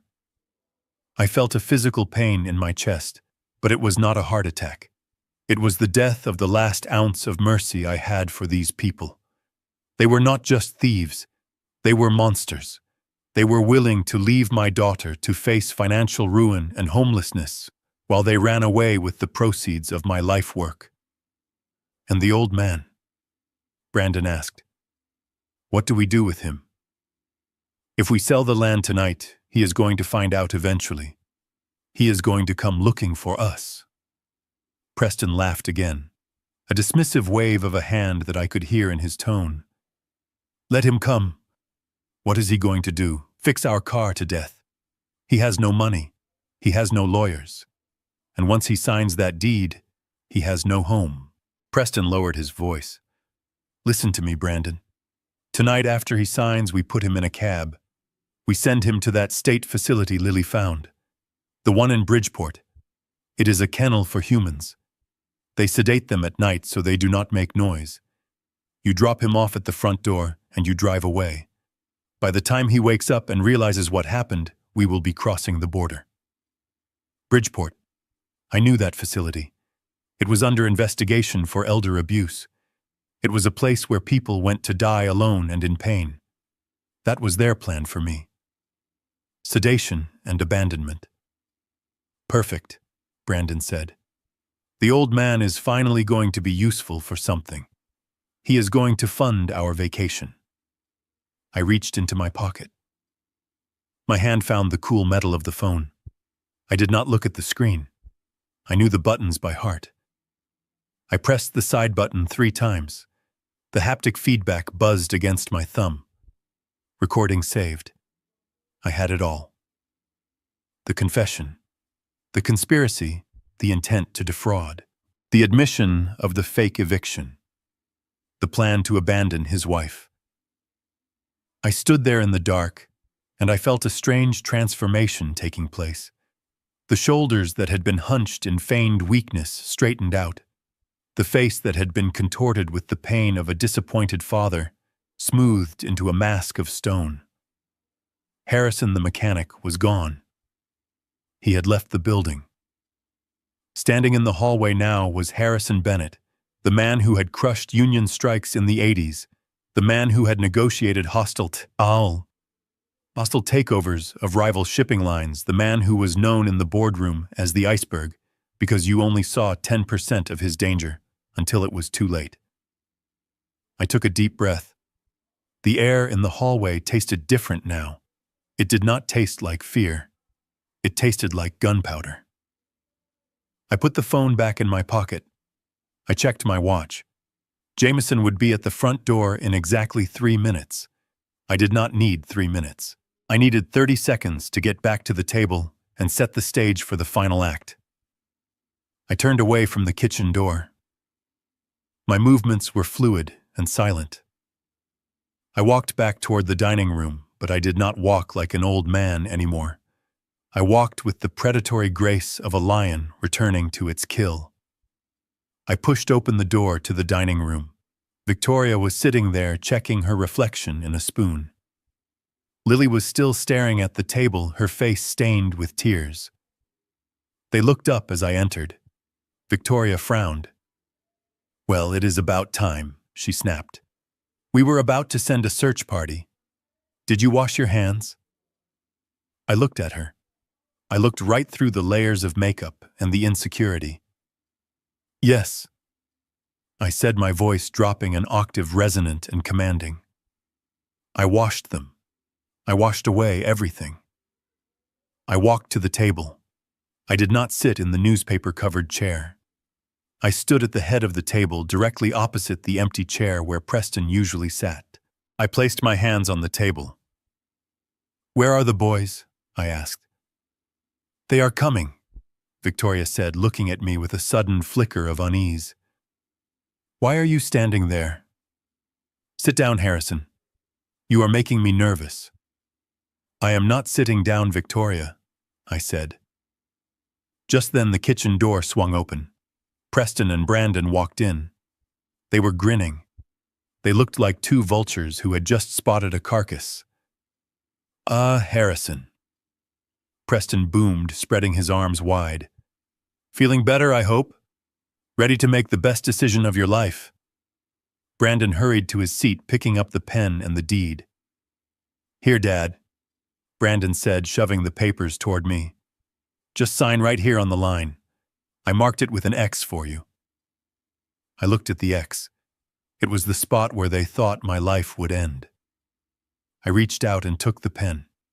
It was a cheap ballpoint with a bank logo on it. I held it in my hand, feeling the weight of it. Preston leaned in, his eyes hungry. Brandon held his breath. Lily looked away, unable to watch. I looked at Preston. I smiled. It was not a nice smile. "You know, Preston," I said softly, "you were right about one thing." "What is that, Harrison?" he asked. "I do not belong in this chair." And with a sudden violent motion I drove the pen down. Not onto the paper, but into the solid wood of the table, right through the deed. The plastic casing shattered. The metal tip buried itself half an inch deep into the veneer. The sound was like a gunshot. Victoria screamed. Preston jumped back, knocking his wineglass over. The fake red wine spilled across the table like blood. I looked at them, my eyes burning with a cold blue fire. "Because I am not the victim in this story," I said. The doorbell rang. Long, loud, final. I looked at the door. "I am the landlord, and your lease has just expired." I locked the bathroom door, and the heavy click of the deadbolt sounded like the loading of a chamber. For a moment, I just stood there, leaning against the cool wood of the door, breathing in the silence. The bathroom was opulent, filled with the scent of expensive potpourri, and decorated with gold-plated fixtures that were probably just polished brass. It was a cage of vanity, and I was the tiger pacing inside. My hand went to my pocket and retrieved the satellite phone. It was heavy in my palm, a solid block of military-grade encryption and titanium. This device was not designed for scrolling through social media or taking selfies. It was designed to move mountains. It was designed to command fleets of ships and redirect supply chains across continents. And tonight, it was going to be used to crush a mosquito. I pressed the speed dial for number 1. There was no ringing tone, just a sharp, secure digital handshake, followed immediately by a voice that was as familiar to me as my own. Charles here. Secure line active. Good evening, Mr. Chairman. Charles was my chief financial officer. He had been with me for 30 years. He was a man who slept 4 hours a night and could read a balance sheet like a symphony conductor reads a score. He did not ask why I was calling at 8 in the evening on a Sunday. He knew that if I was calling on this line, the world was either ending or about to change for someone. Charles. I said, my voice low and devoid of the trembling weakness I had feigned at the dinner table. I need you to access the acquisition portal. I have a target. I am ready, sir. Charles replied instantly, the sound of a keyboard clacking furiously in the background. Give me the coordinates. I need you to look up a property in Greenwich, Connecticut. The address is 12 Oakwood Drive. The current tenants are Preston and Victoria Sterling. There was a brief pause, the silence filled only by the hum of the ventilation fan in the ceiling. I have it, sir. Charles said, his voice professional and detached. It is a residential estate. The property is currently held by a holding company called Greenwich Heights LLC, but the financials look terrible. The property is in pre-foreclosure. The tenants are 6 months behind on rent, and there are multiple liens against the title for unpaid contractor work. I looked at myself in the mirror. The old man in the plaid shirt stared back, but the eyes were sharp. I know, I said. Who holds the debt, Charles? One moment, Charles murmured. It looks like the primary mortgage is held by First National, but they have bundled it into a distressed assets at package. They are trying to offload it. The risk rating is D-. Honestly, sir, nobody would touch this with a 10-foot pole. It is a toxic asset. Buy it, I commanded. The typing stopped. Sir. Charles asked, his voice betraying a hint of surprise. You want to buy the debt. It is a guaranteed loss. The tenants have no liquidity. Their credit scores are sub 500. I did not ask for a risk assessment, Charles. I said, my voice hardening. I asked you to buy it. I want to own the mortgage. I want to own the lease. I want to own every single dollar of debt attached to the name Preston Sterling, and I want to own it in the next 10 minutes. There was a second of silence, then the typing resumed faster this time. Understood, sir. I am contacting the asset manager at First National now. Given the toxicity of the loan, they will likely be eager to sell. I can probably get it for 60 cents on the dollar. Do not negotiate, I snapped. Pay full price if you have to. Just get the title transfer done now. Offer them a cash settlement with immediate wire transfer. Make them an offer they cannot refuse because they are too busy counting the money. Yes, sir. Initiating transfer now. Authorization code Delta 9. Amount is $1.2 million covering the mortgage arrears and the buyout of the lease contract. I watched the second hand on my watch tick by. $1,200,000. To Preston Sterling, that amount was a fantasy, a dream he would chase by scamming his own family. To me, it was the cost of a lesson. It was the price of admission to the show I was about to direct. The typing on the other end stopped. We are in the system, sir, Charles said. The bank has accepted the offer. They are practically throwing the paperwork at us. The digital title is transferring to Bennett Holdings as we speak. Good, I said. Now one more thing. I sent you a photo of a car leasing agreement earlier. A Porsche Panamera. I see it, Charles said. Buy that note too. And the credit card debt. I want you to sweep the floor, Charles. If he owes money to a hot dog stand, I want to be the one selling the mustard. Done, Charles said. Sir, if I may ask. What is the strategy here? Is this a hostile takeover? I looked at the gold-plated faucet. I imagined Preston's face when the house of cards collapsed. No, Charles, I said. It is an eviction. Oh, I understand, Charles said. The transfer is complete. You are now the legal owner of the debt and the property. I will email the confirmation to your secure folder. Do you need legal representation on site? Yes, I said. Call Jameson. Tell him to meet me at the front door in 15 minutes. Tell him to bring the paperwork and 2 witnesses, and tell him to wear his best suit. Consider it done, Mr. Chairman. Anything else? No. That is all. Go to sleep, Charles. I ended the call. The silence rushed back into the room, but it felt different now. It was no longer the silence of a victim hiding in a bathroom. It was the silence of a predator waiting in the tall grass. I put the phone back into my pocket. I gripped the edge of the sink with both hands and leaned in close to the mirror. I studied my face. The wrinkles were still there. The gray hair was still there. The oil stains on my shirt were still there. But the fear was gone. I turned on the faucet. The water rushed out clear and cold. I splashed it onto my face, scrubbing away the salt of the tears I had shed for my daughter. I washed away the hesitation. I washed away the mercy. I grabbed a plush hand towel and dried my face. I adjusted the collar of my flannel shirt. I buttoned the top button that had come undone. I smoothed down my hair. I looked at the door. On the other side of that wood were 3 people who thought they were wolves. They were sitting around a table drinking fake wine, plotting how to consume a sheep. They had no idea that the sheep had just bought the forest. I took a deep breath, filling my lungs with oxygen, fueling the fire that was burning in my gut. I was not Harrison the mechanic anymore. I was not the poor father-in-law. I was the chairman. I was the decision-maker. And I had just decided to foreclose on their arrogance. I reached for the door handle. It felt cool and solid under my hand. I unlocked the deadbolt.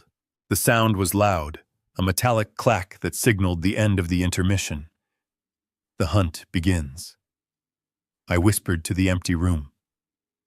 I opened the door and stepped out into the hallway. My boots did not drag on the floor this time. They struck the wood with a heavy rhythmic thud. I walked past the fake paintings. I walked past the unpaid electric bill sitting on the side table. I walked toward the dining room where the laughter of thieves was echoing off the walls. I was coming for them, and I was bringing the receipt. The walk back to the dining room felt like a funeral procession, but I was the only one who knew whose funeral it was. I kept my head low and my shoulders slumped, maintaining the posture of a defeated man who had just cried in a bathroom. When I pushed open the door, the atmosphere in the room shifted instantly. The hushed whispers stopped. The clinking of glasses ceased. 3 pairs of eyes locked onto me with a hunger that was almost primal. They were not looking at Harrison the person. They were looking at Harrison the signature. Brandon was the first to move. He practically leapt from his chair, his movements jerky and filled with nervous energy. He pulled out the chair with the newspapers on it, gesturing for me to sit down, as if he were welcoming a king rather than a victim. There he is, Brandon said, his voice cracking slightly. We were getting worried about you, Dad. Are you feeling better? I shuffled toward the chair and sat down slowly, letting my bones creak. I let out a long, shaky sigh, rubbing my temples as if fighting off a migraine. I am fine, I whispered. Just a little dizzy. It is a lot to take in. Preston leaned forward, his elbows resting on the table. He had refilled his glass with the fake wine, and his face was flushed with the anticipation of the kill. Take your time, Harrison, Preston said, his voice oozing with false patience. We know it is a big decision, but big decisions are what define a man. You are doing the right thing. You are securing your daughter's future. That is what fathers do. They sacrifice. He slid the document across the table. It was the quitclaim deed transferring the title of my land to a shell company I assumed belonged to them. Beside it lay a black ballpoint pen. I looked at the paper. The text was dense, full of legal jargon meant to confuse the uneducated. But I saw the clauses. I saw the absolute surrender of rights. I saw the absence of any buyback agreement. Once I signed this, the land was gone forever. I reached out and picked up the pen. My hand trembled. I made sure of it. I let the pen hover over the paper, the tip shaking just enough to make them hold their breath. Brandon was staring at the pen tip like an addict staring at a needle. Lily was looking at her lap, her hands gripping her napkin so tight her knuckles were white. She could not watch. At least she had that much shame left. I lowered the pen until it touched the paper, leaving a tiny black dot of ink on the signature line. Then I stopped. I lifted the pen again. The tension in the room was palpable. I could hear the hum of the refrigerator in the kitchen. I could hear the shallow breathing of my son-in-law. I have a question, I stammered. Preston let out a breath through his nose, a sound of barely suppressed irritation. What is it, Harrison? He asked. The terms are exactly what we discussed. I know, I said, keeping my eyes on the table. But this is not about the terms. It is about us. I slowly raised my head and looked at each of them in turn. I looked at Brandon, who was checking his watch. I looked at Lily, who refused to meet my gaze.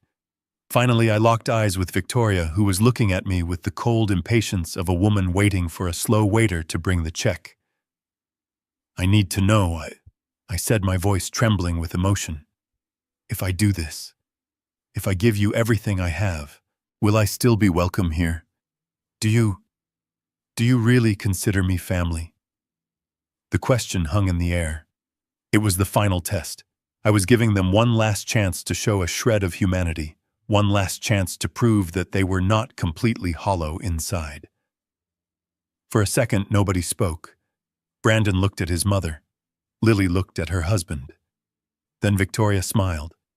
It was a wide, bright smile that did not reach her eyes. It was the smile of a predator who realizes the prey just needs a little more bait. Oh, Harrison, she cooed, leaning back and spreading her hands wide. How can you even ask that? Of course you are family. You are the grandfather of our future grandchildren. You are the patriarch of the Bennett side. She reached out and patted my hand, the one resting on the dirty newspaper. Her skin was cold. This house is your house. She continued, her voice dripping with syrup. When we make millions from this project, you will have a room in the West Wing. We will take care of you. We will travel together. We are all in this together, Harrison. One big, happy family. I looked at her. I saw the lie sitting on her tongue like a venomous toad. She did not want me in the West Wing. She wanted me in a state facility. She did not want to travel with me. She wanted to erase me. I looked at Brandon. Is that true, son? I asked. Brandon nodded vigorously. 100%, Dad, he said. We are a team. You help us now and we help you forever. That is a promise. I looked at Lily. Lily, I asked softly, is this what you want? Lily finally looked up. Her eyes were red. She looked at her husband, who was glaring at her, warning her with his eyes. She looked at her mother-in-law, who was smiling that terrifying smile. Then she looked at me. Yes, Dad, she whispered, her voice barely audible. It is what we need. Just sign it, please, so we can all be happy. There it was, the unanimous verdict. They were all willing to lie to my face to get what they wanted. They were willing to sell their souls for a signature. I nodded slowly, as if their lies had comforted me. Okay, I said. Okay. I believe you. I adjusted my grip on the pen. I took a deep breath. I will do it, I said. For the family. Preston leaned in closer, his eyes practically bulging. That is it, Harrison, he encouraged. Just right on the line. Press hard. It is a carbon copy. I lowered the pen again. I let the tip touch the paper. I began to make the first mark of my name, the loop of the letter H. The room was silent. They were watching the ink flow. They were watching their financial salvation manifest on the page. Ding dong. The sound of the doorbell shattered the silence like a hammer hitting a pane of glass. It was loud, echoing through the cavernous house. I stopped writing. I lifted the pen. Brandon jumped. Preston slammed his hand on the table. Damn it! Preston cursed. Who is that? I told the staff not to disturb us. Victoria looked at the door, alarmed.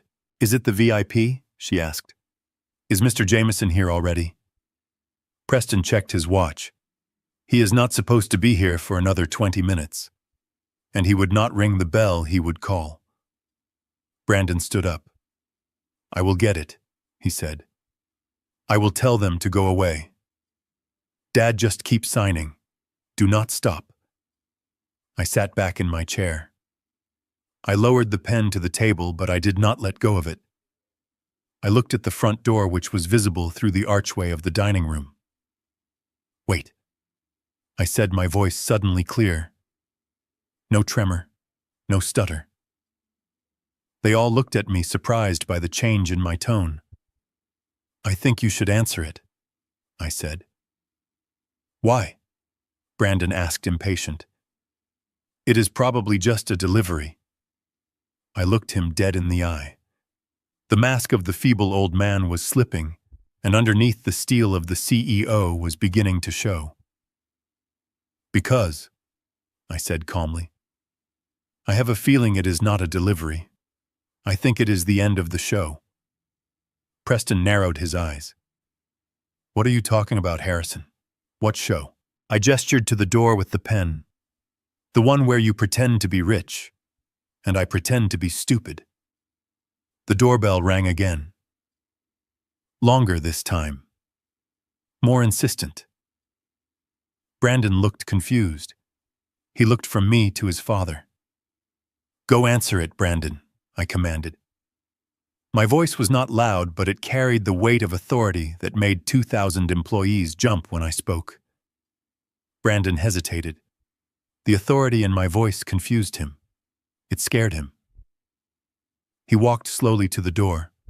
He reached for the handle. I turned my chair slightly so I could see the entrance. I saw Brandon open the heavy wooden door. Standing there, framed by the porch lights, was Jameson. He was wearing a 3-piece charcoal suit that cost more than Brandon's car. Flanking him were 2 men carrying briefcases, and behind them, parked in the driveway where my old truck had been, was a black town car with a driver waiting. Jameson did not look at Brandon. He looked past him directly at me. Brandon stammered. Can I help you? Jameson stepped into the foyer, pushing past Brandon as if he were a doorman. I am here to see the owner of the property, Jameson said, his voice projecting into the dining room. Preston stood up, puffing out his chest, trying to regain control. I am the owner, he announced, walking toward the foyer. I am Preston Sterling, and you are interrupting a private family dinner. Jameson stopped. He looked at Preston with a look of mild amusement. No, Jameson said. You are the tenant, and according to the paperwork I just processed, you are the former tenant. Preston froze. What? He asked. Jameson turned his gaze to me. He walked right past Preston, ignoring him completely. He walked into the dining room and stopped in front of my table. He placed a leather folder on the table right on top of the deed I was supposed to sign. Good evening, Mr. Chairman, Jameson said, bowing his head slightly. The transaction is complete. You now own the debt. You own the lease, and you own the car in the driveway. The room went dead silent. I stood up. I did not struggle. I did not use the table for support. I stood up straight, my full 6-foot frame casting a shadow over the table. I picked up the cheap pen Brandon had given me. I looked at it for a moment, then I snapped it in half and dropped the pieces onto the plate of untouched food. Thank you, Jameson, I said. I looked at Preston, who was standing in the hallway, his mouth opening and closing like a fish out of water. I looked at Victoria, whose face had gone pale beneath the makeup. I think it is time we had a real conversation, I said, about who exactly is sitting in the poor seat. Preston moved toward the front door with a speed that defied his age and his weight. He smoothed down the lapels of his suit jacket and checked his reflection in the hallway mirror for one split second.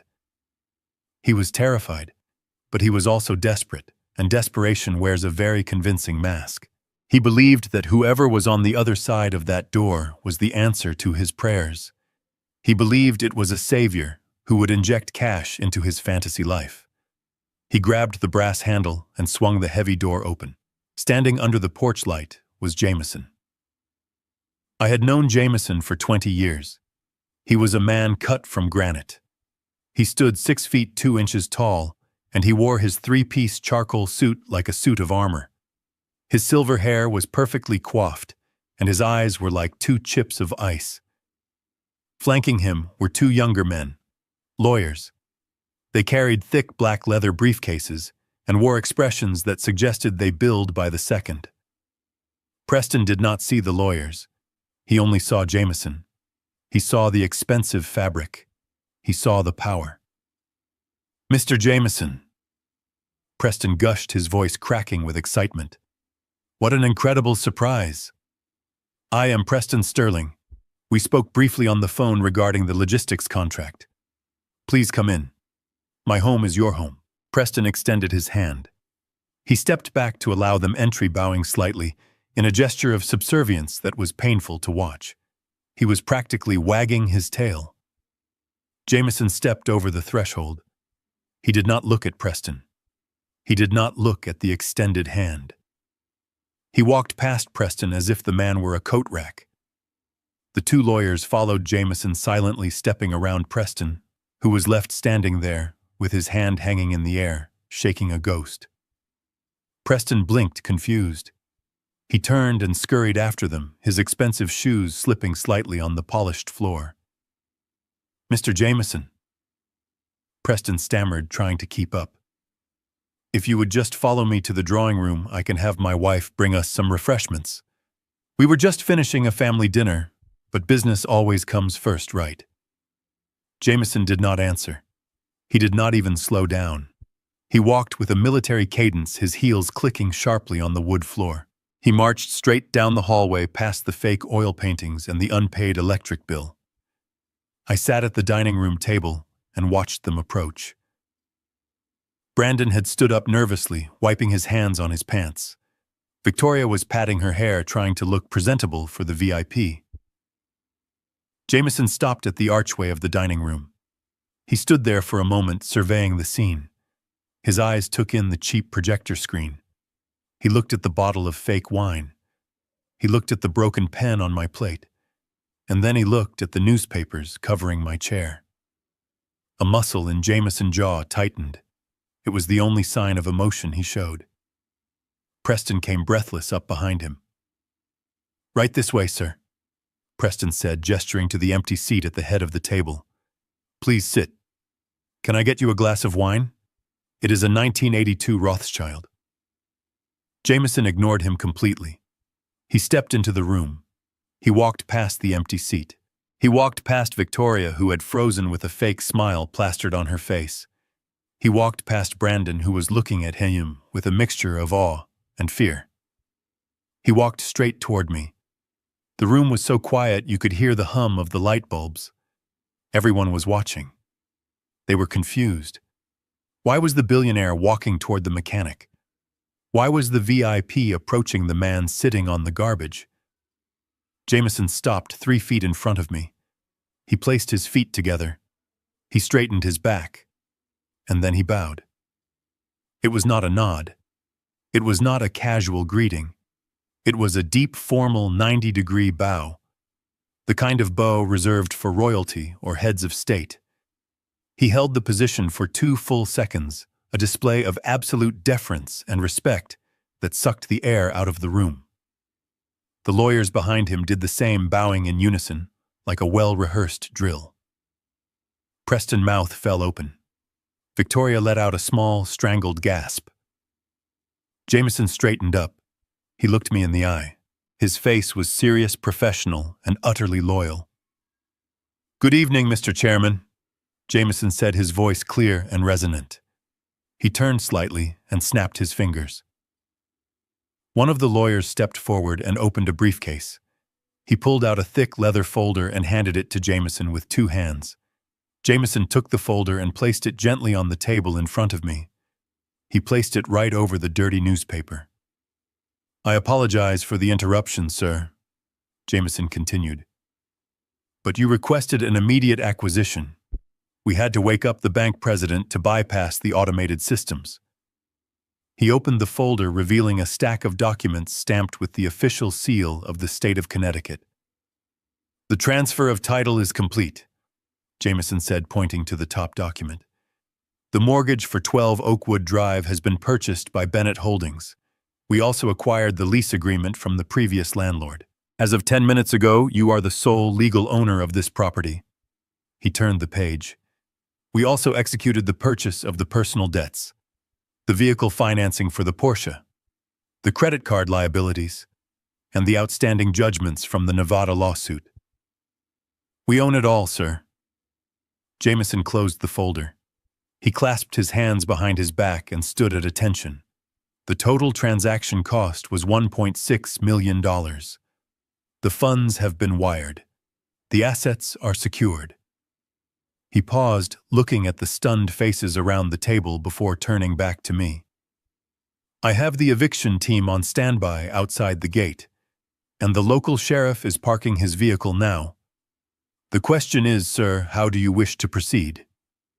Do you want to seize the assets immediately, or should we give the tenants until morning to vacate the premises?" I sat there looking at the folder. I looked at the words, "Deed of Trust." I looked at my name, Harrison Bennett, typed in bold letters at the top. I looked up at Jameson. "Thank you, Jameson," I said quietly. "You made good time." "We aim to serve Mr. Chairman," Jameson replied. The silence that followed was heavy, absolute, and terrifying. It was the silence of a reality shattering into a million pieces. Preston was leaning against the doorframe, his face a mask of gray shock. He looked like he was having a stroke. His eyes darted from Jameson to me and back again, trying to process the impossibility of what he had just heard. Victoria was gripping the edge of the table so hard her fingernails were digging into the wood. Her mouth was opening and closing, but no sound was coming out. And Brandon. My son-in-law was standing by his chair. He was holding his glass of fake wine halfway to his mouth. He had been about to take a sip when Jameson bowed. Now he was frozen like a statue.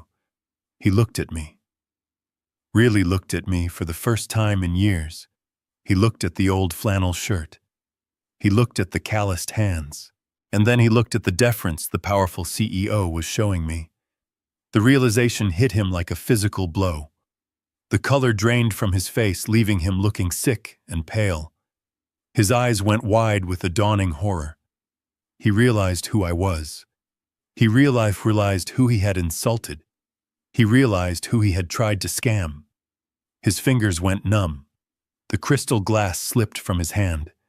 It fell in slow motion. It hit the hardwood floor with a sharp, violent crash. The sound was explosive in the quiet room. Red wine splattered across the floor, looking like blood spreading out from a wound. Shards of glass skittered across the floor, stopping at the tip of Jameson's polished shoe. Nobody moved. Nobody breathed. The only sound was the drip, drip, drip of the wine running off the tablecloth. And then I stood up. The word chairman hung in the air like a guillotine blade that had just dropped, but had not yet hit the neck. Preston Sterling was blinking rapidly, his brain trying to reconcile two completely incompatible realities. He looked at the man in the $3,000 suit, bowing to the man in the oil-stained flannel shirt. He looked at the leather folder on the table, and then he looked at me. Chairman. Preston choked out the word. He sounded like he was strangling on his own saliva. You. This old man. You are the chairman of Bennett Logistics. He laughed. It was a short, hysterical sound that bordered on madness. This is a joke, right? He looked at Jameson, desperate for confirmation. This is some kind of prank. Did Brandon hire you? Is this an actor? Jameson did not even blink. He remained standing at attention, his eyes fixed on a point on the wall, his loyalty absolute. I decided it was time to answer for myself. I looked down at the chair I had been sitting in. I looked at the layers of newspaper Victoria had ordered the maid to lay out, so my poverty would not infect her fake furniture. I saw a coupon for detergent under my thigh. I saw the sports scores under my elbow. It was a shrine to their arrogance and my humiliation. I did not just stand up. I rose. I pushed the chair back with enough force that it skidded across the hardwood floor with a screech that sounded like a dying animal. It hit the wall with a loud thud. I looked down at the newspaper that had fluttered to the floor near my boots. I drew my leg back and kicked it. I kicked the pile of paper with the full force of a man who had hauled freight for 40 years. The papers scattered, flying into the air like confetti at a funeral. That is enough, I said.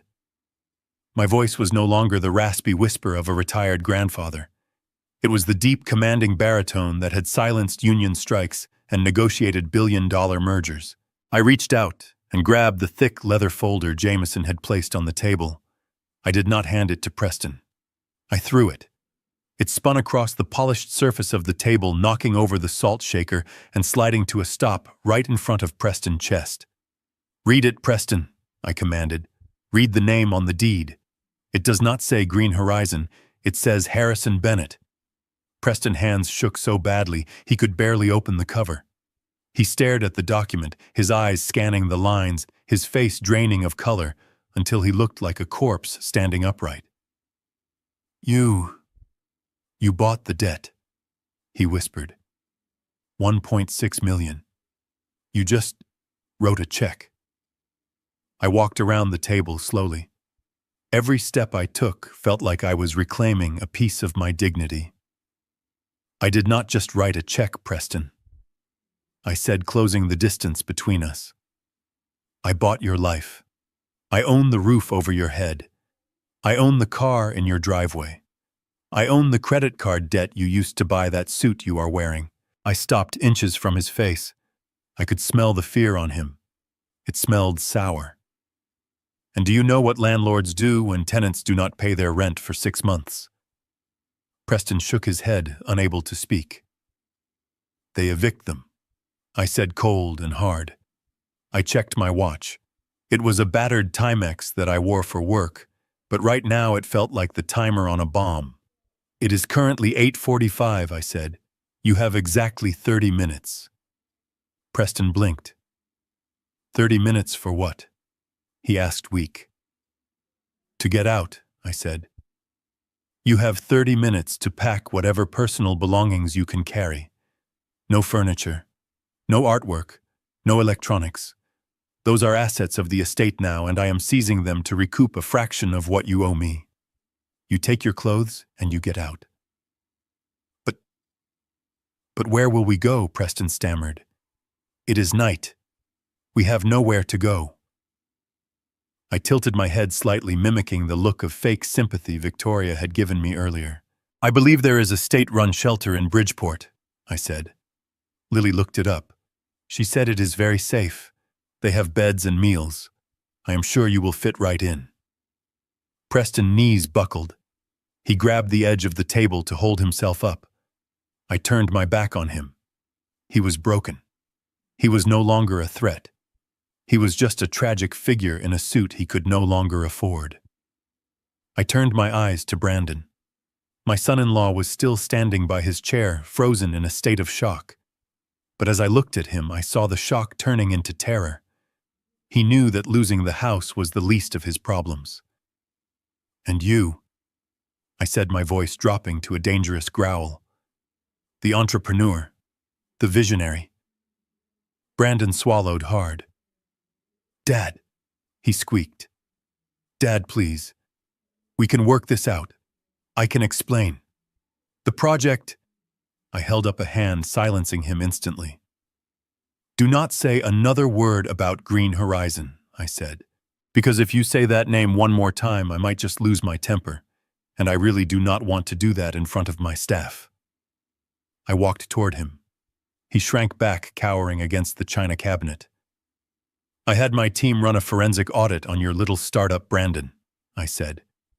"It took them about 10 minutes to find the cracks. You do not have investors in Silicon Valley. You have a list of retired teachers and nurses that you defrauded out of their pension funds." Brandon's eyes went wide. "No," he whispered. "That is not true. It is a Ponzi scheme." I roared, cutting him off. "You are paying early investors with money from new victims. You are washing the money through shell companies in the Cayman Islands. Did you really think you could pitch that garbage to me and I would not check the books?" I pointed to the front door. "I did not just call my banker Brandon. I called a friend of mine. He is the district attorney for this county." Brandon let out a whimper. He looked at the front door as if expecting it to burst open. "He was very interested in your slide deck," I continued, "especially the part where you promised guaranteed returns on unregistered securities. That is a federal crime, Brandon. Wire fraud, securities fraud, elder abuse." I leaned in close so only he could hear the next part. "There are 2 cars waiting outside the gate right now. One is a town car for me. The other is a cruiser from the Economic Crimes Unit. They are waiting for you to step off private property so they can arrest you without a warrant." Brandon's legs gave out. He slid down the front of the china cabinet, landing in a heap on the floor. He put his head in his hands and began to sob. It was not the crying of a man who was sorry. It was the crying of a man who got caught. I stood over him, looking down with zero pity. "You called me a loser, Brandon. You said I had a poverty mindset. Well, here is a lesson in wealth management. True wealth is freedom, and you are about to lose yours for 5 to 10 years." I turned to face the room. The destruction was almost complete. Victoria was standing by the window. She had been silent this whole time, watching her world disintegrate. She looked at her husband, who was hyperventilating at the table. She looked at her son, who was crying on the floor. And she looked at me, the man she had treated like a contagion. "Harrison," she whispered, her voice trembling. "You cannot do this. We are family. You said it yourself. We are family." I looked at her. I saw the fear in her eyes, but underneath the fear, I still saw the calculation. She was already trying to figure out how to manipulate her way out of this. "I am not your family, Victoria," I said. "I am your creditor." And then it happened. Maybe it was the stress. Maybe it was the realization that she would never shop at Bergdorf Goodman again. Or maybe it was just one final desperate attempt to gain sympathy. Victoria's eyes rolled back in her head. She let out a soft moan. Her hand fluttered to her chest, and she collapsed. She hit the floor with a thud that shook the wine glasses on the table. "Mom!" Lily screamed. Lily had been standing in the corner, paralyzed by the scene. Now she rushed forward, dropping to her knees beside her mother-in-law. "Mom, wake up! Dad, help her! Call an ambulance!" I looked at Victoria lying on the rug. I saw her eyelids flutter slightly. I saw the way she had braced herself with her arm as she fell so she wouldn't hit her head too hard. She was faking it. Even at the end of the world, she was still performing. I looked at Jameson. "Call the paramedics," I said calmly. "Tell them we have a woman who has fainted from acute insolvency." Jameson pulled out his phone. I looked at the clock. 28 minutes left. I announced to the room. I walked over to the window and looked out at the driveway. I could see the flashing lights of the police car reflecting off the hood of my old Ford truck.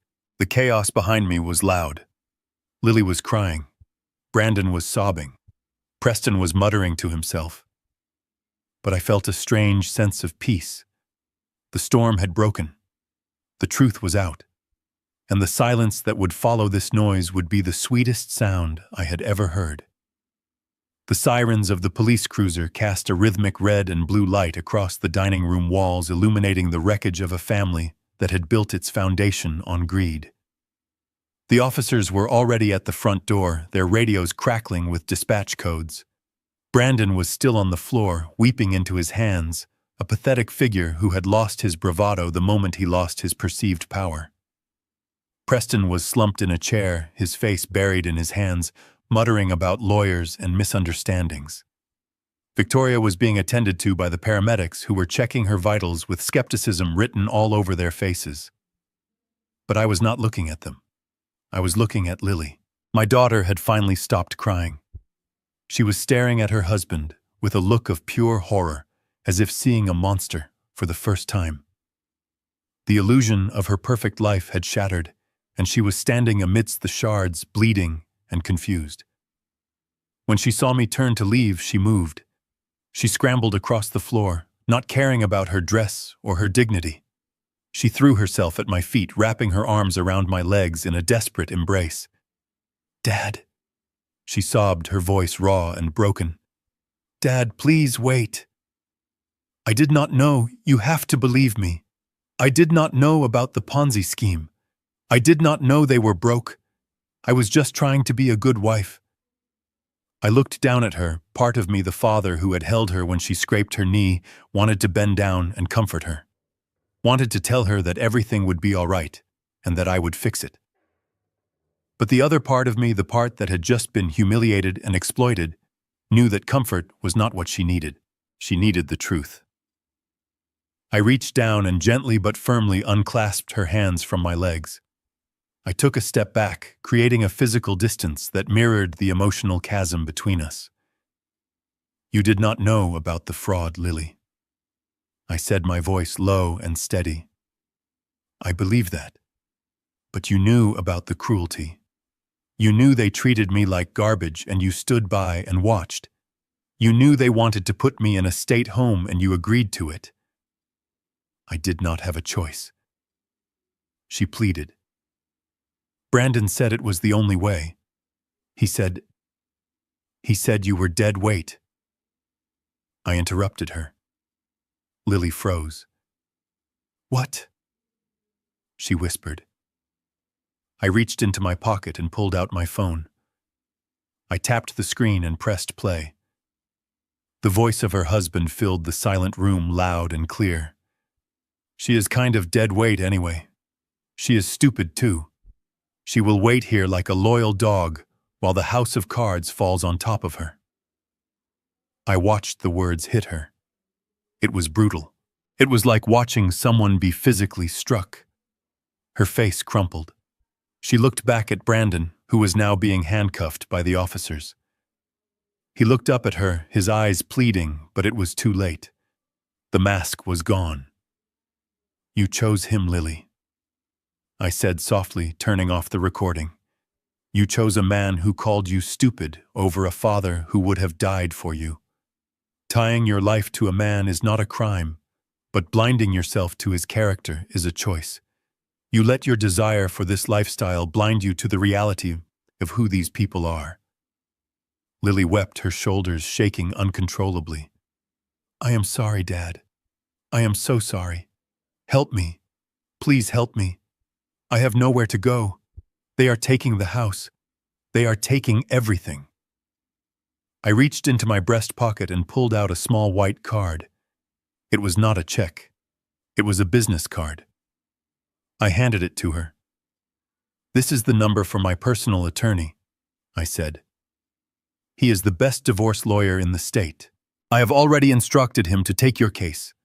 He will ensure that you are not held liable for Brandon's debts. He will help you clear your name." Lily took the card, looking at it through her tears. And money?" she asked hesitantly. "What will I do for money?" I looked at her. I saw the fear of poverty in her eyes, the same fear that had made her complicit in their scheme.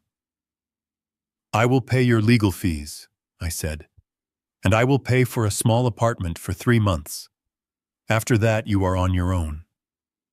"On my own," she repeated, shock coloring her voice. "But Dad, you are rich. You own everything." "Yes," I said. "I do. And because I love you, I am not going to let you inherit a dime of it until you learn how to earn it." I leaned in closer, my voice hardening. "I am setting up a trust, Lily. But it is conditional. The Bennett Home for Children will receive the majority of my estate.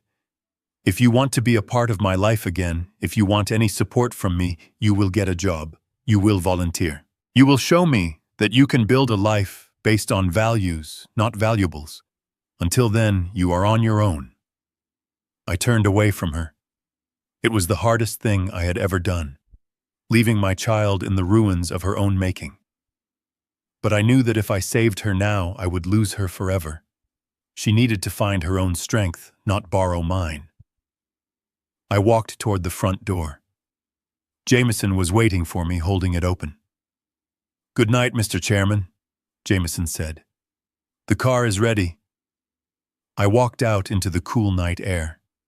The flashing lights of the police cars were blinding, but beyond them, the sky was clear and full of stars.